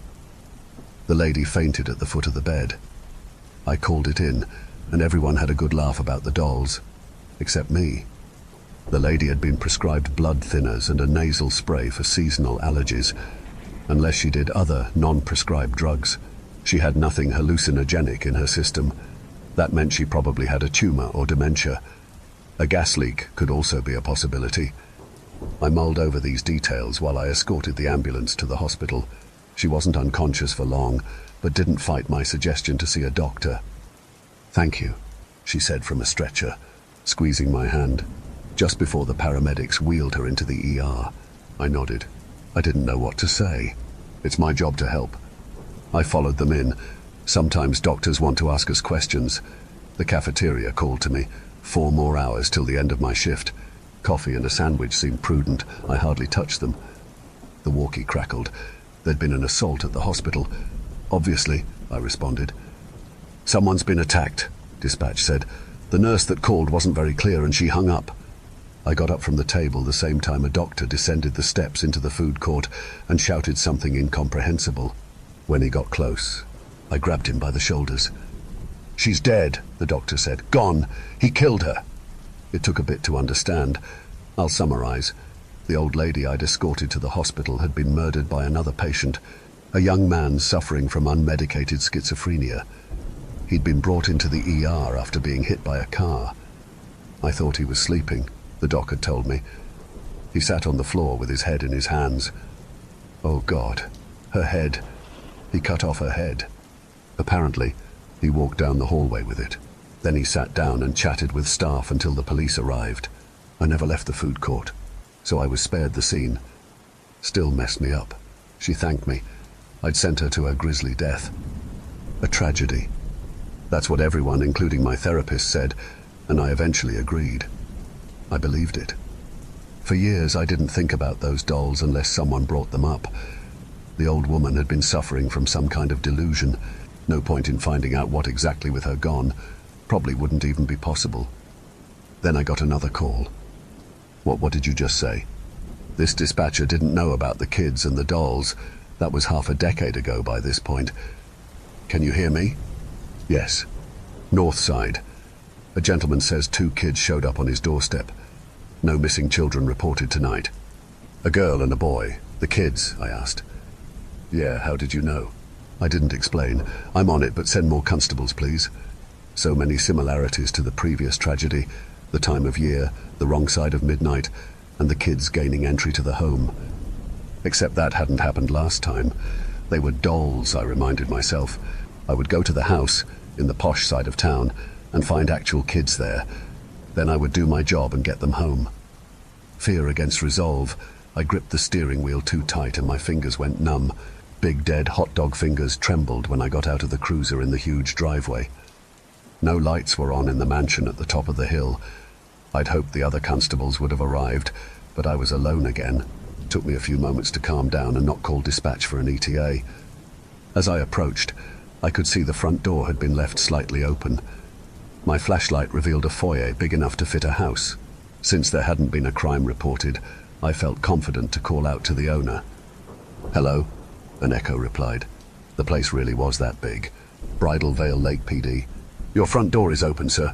I rang the doorbell and waited a bit. Nobody showed. I don't know why I didn't call dispatch or wait for the other constables.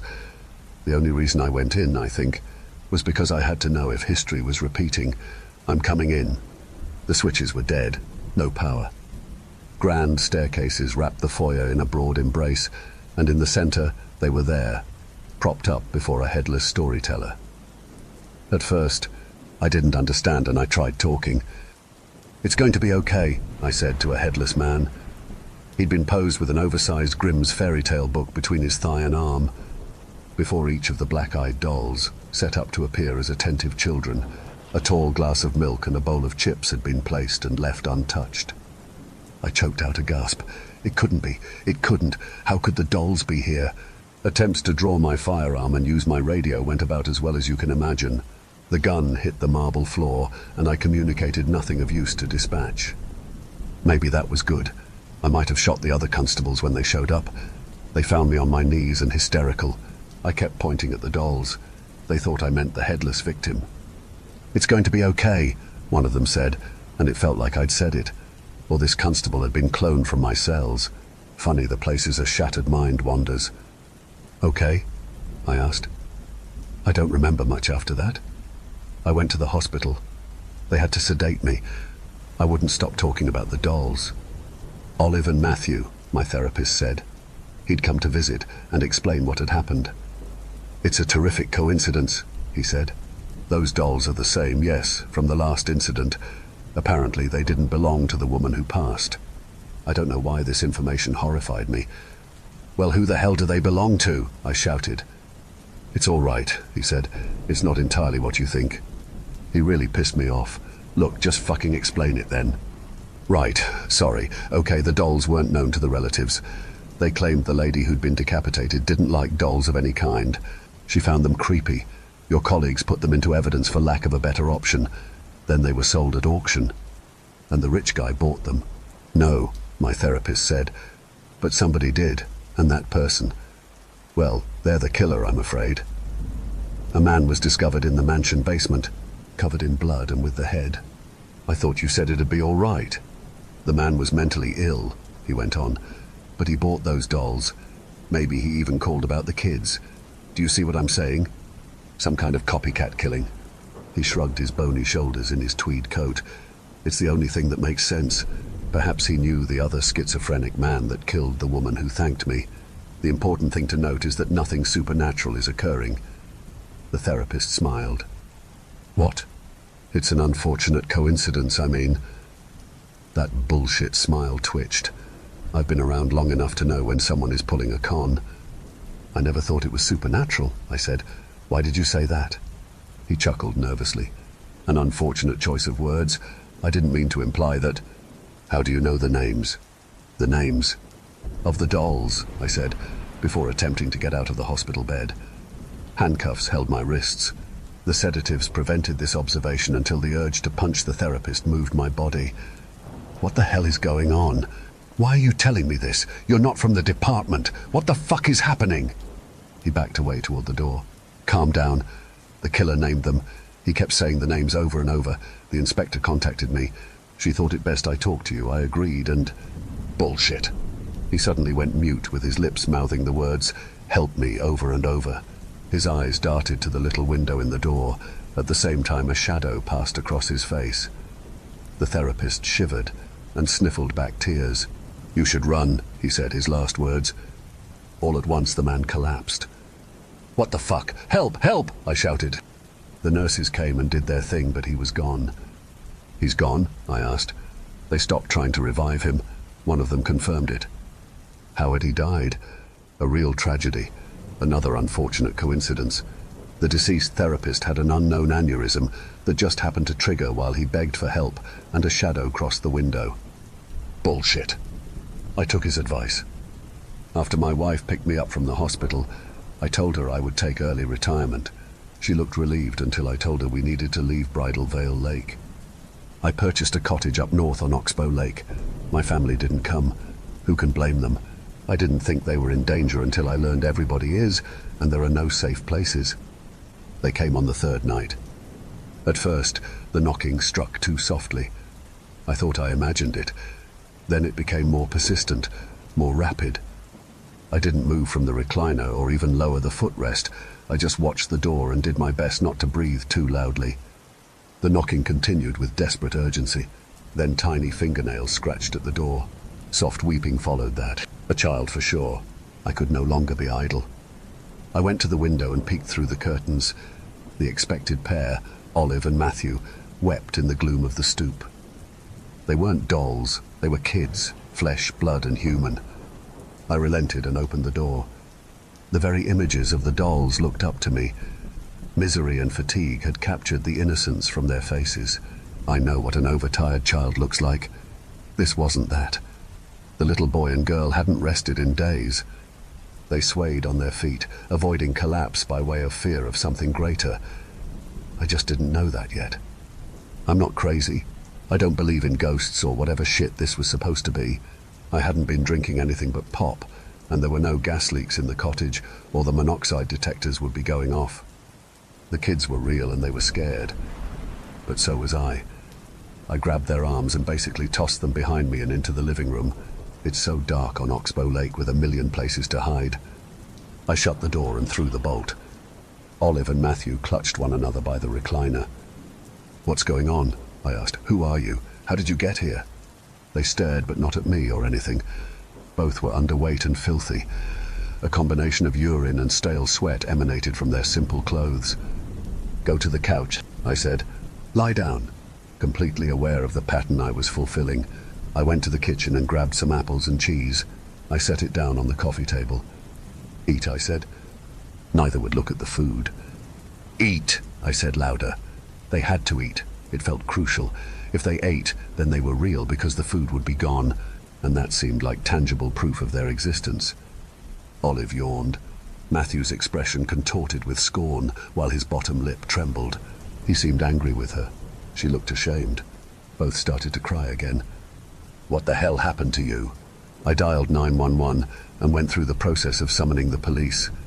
The dispatcher thought I was crazy when I demanded a severe response. "You'll be lucky to see a constable within an hour, sir," she said. "You're so far away." I couldn't argue with that, but tried anyway. "I'll be dead before that. Something isn't right." I told her about the dolls and my time with BVLP. She listened intently because of her training. Talking was good. Talking meant life and focus off of whatever she might believe I could be capable of. The call hadn't gone well, in other words. I'd simply cast myself as a crazy, possibly dangerous suspect. I hung up. Maybe they'd get here fast because of the kids. Maybe I'd be beheaded, long before a hope of rescue. The kids leaned into the cushions, closed their eyes, and immediately fell asleep. No bites had been taken from the food. I got my gun from the bedroom. When I returned, the dolls were beside them. All four could be mistaken for sleeping children. A tall, disheveled man stood by the peeled screen of the open window. Only his fingernails, bitten and jagged, caught the edge of the lamplight. Shadowed lips muttered gibberish at first, but then his word became clear. "Dolls don't eat. Dolls don't eat. Dolls don't eat." I aimed. He lunged. I fired. He staggered, but not before wrapping his large hands around the barrel of my gun. I put another bullet through him, and yet he didn't fall. With surprising strength, he smacked me across the face. I dropped the gun. He retrieved it, and somehow our positions in the living room were reversed. He stood near the couch. The real kids had run away. Only their simulacrums remained. I stood near the expertly sliced screen of the front window. The man's narrow head resembled a crescent moon. He appeared confused by the blood exiting his body as he struggled to level the gun. I wasn't about to wait around for him to figure it out. I leapt through the open window as a bullet shattered the glass above my head. My ass hit dirt and I tore off into the pitch of the forest, figuring I'd hide somewhere until the police arrived. And for a while that worked. I lay in the midst of some thorny brush, scratched me up good, until time enough said that man had to be dead from blood loss. I endured the escape from the brambles, crawling until something firm pressed between my shoulder blades. "There you are," said a voice, impossibly calm and smooth. "Don't move. I have you. The blade is sharp and I have done this before." I did as he said, and remained as still as my fear would allow. Of course you understand something about it now. When I remained silent, he ordered an answer, punctuating the request with the tip of his knife. "You make them knock on doors in the night.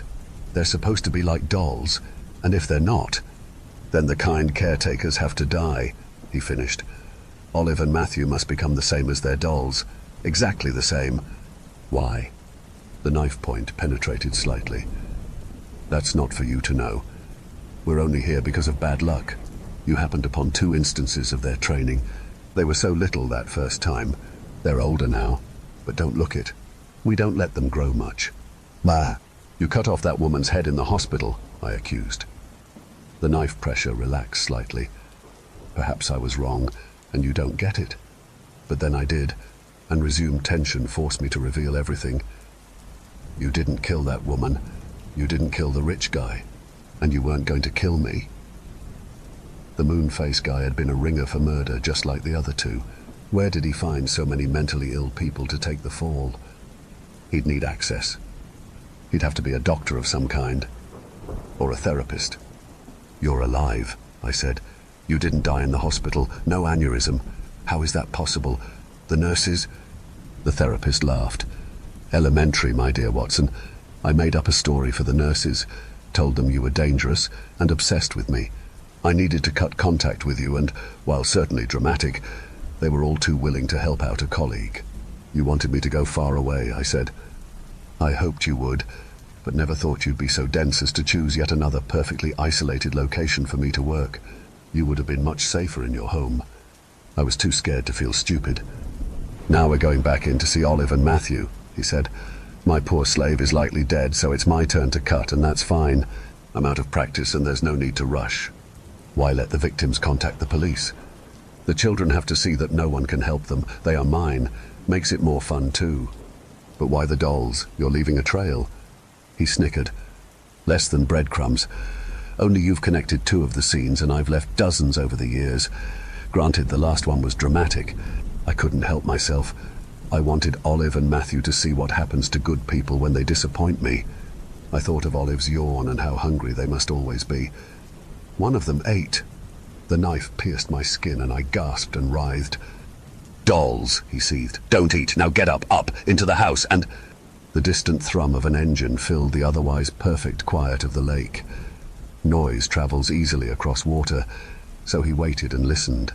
When it became clear a vehicle approached, he drew in a sharp breath and exhaled slowly, calming himself. Well, someone's coming. It happens. Are you going to kill me? The pressure of the knife tip evaporated like the presence of the psychopathic therapist. I leapt to my feet and threw a wild punch in the dark. Nothing but air swept over my knuckles. Coward, I said. I won't keep quiet. I'm not afraid. I lied. Badly. I'll find you. I'll find those kids, you hear that? I'm coming, Olive. Matthew. He chuckled, already some indeterminate distance away. Good luck. Tell anyone you think cares or will believe you. Headlights bounced down the narrow dirt road. The front door of the cottage opened and filled with the therapist. I screamed and rushed him and realized my next mistake too late. The man wasn't the therapist, but an off-duty park warden, keenly aware of his surroundings and the clumsy charge of an old, wounded cop. He flipped me with some kind of judo. I landed across the coffee table on the untouched food, facing the black-eyed dolls. A pair of cuffs came next. I ranted about the dolls and the therapist and the children to no avail. They found the moon-faced martyr crouched by the broken window. Even dead, he still appeared confused. The warden used his cell to call for more support. The dispatcher had only called him because she knew he lived near Oxbow Lake. I told the story so many times and begged them to look for the therapist and those kids. Hours later, someone must have called him because they came back with another unfavorable fabrication.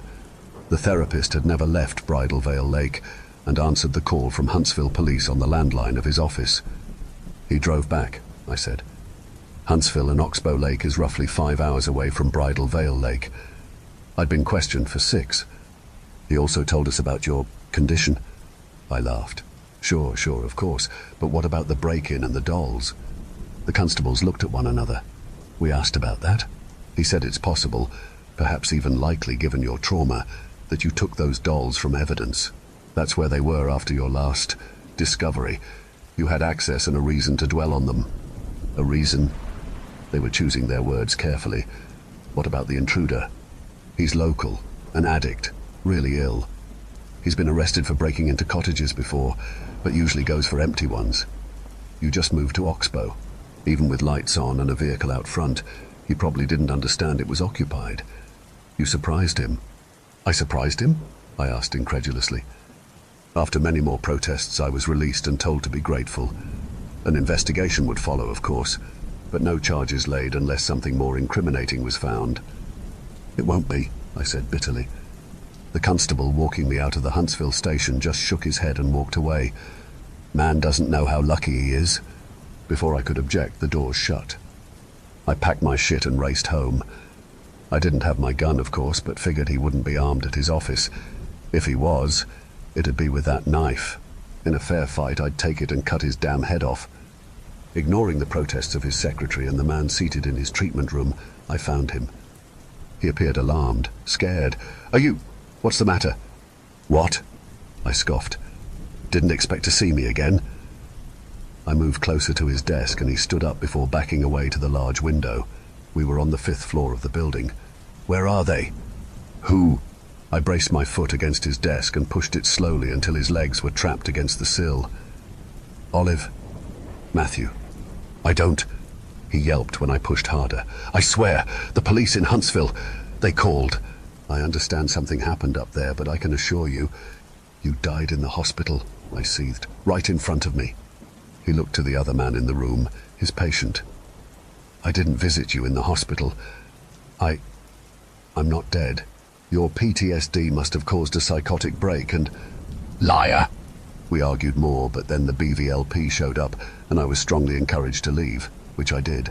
I refrained from telling him this isn't over because I'd be arrested. He knew anyway, he counted on it. I went home next and tried to talk to my wife and family. He'd called them first and told them to be careful and call the police if I began behaving erratically. My story, of course, fell into that category. "You can't stay here," my wife said, and it hurt to know she couldn't believe me and never would. I left without argument. He found me later in the park at night. The nervous demeanor had been left behind for his patients and the rest of the world. He lit a cigarette and asked if I wanted one. "You son of a bitch," I said.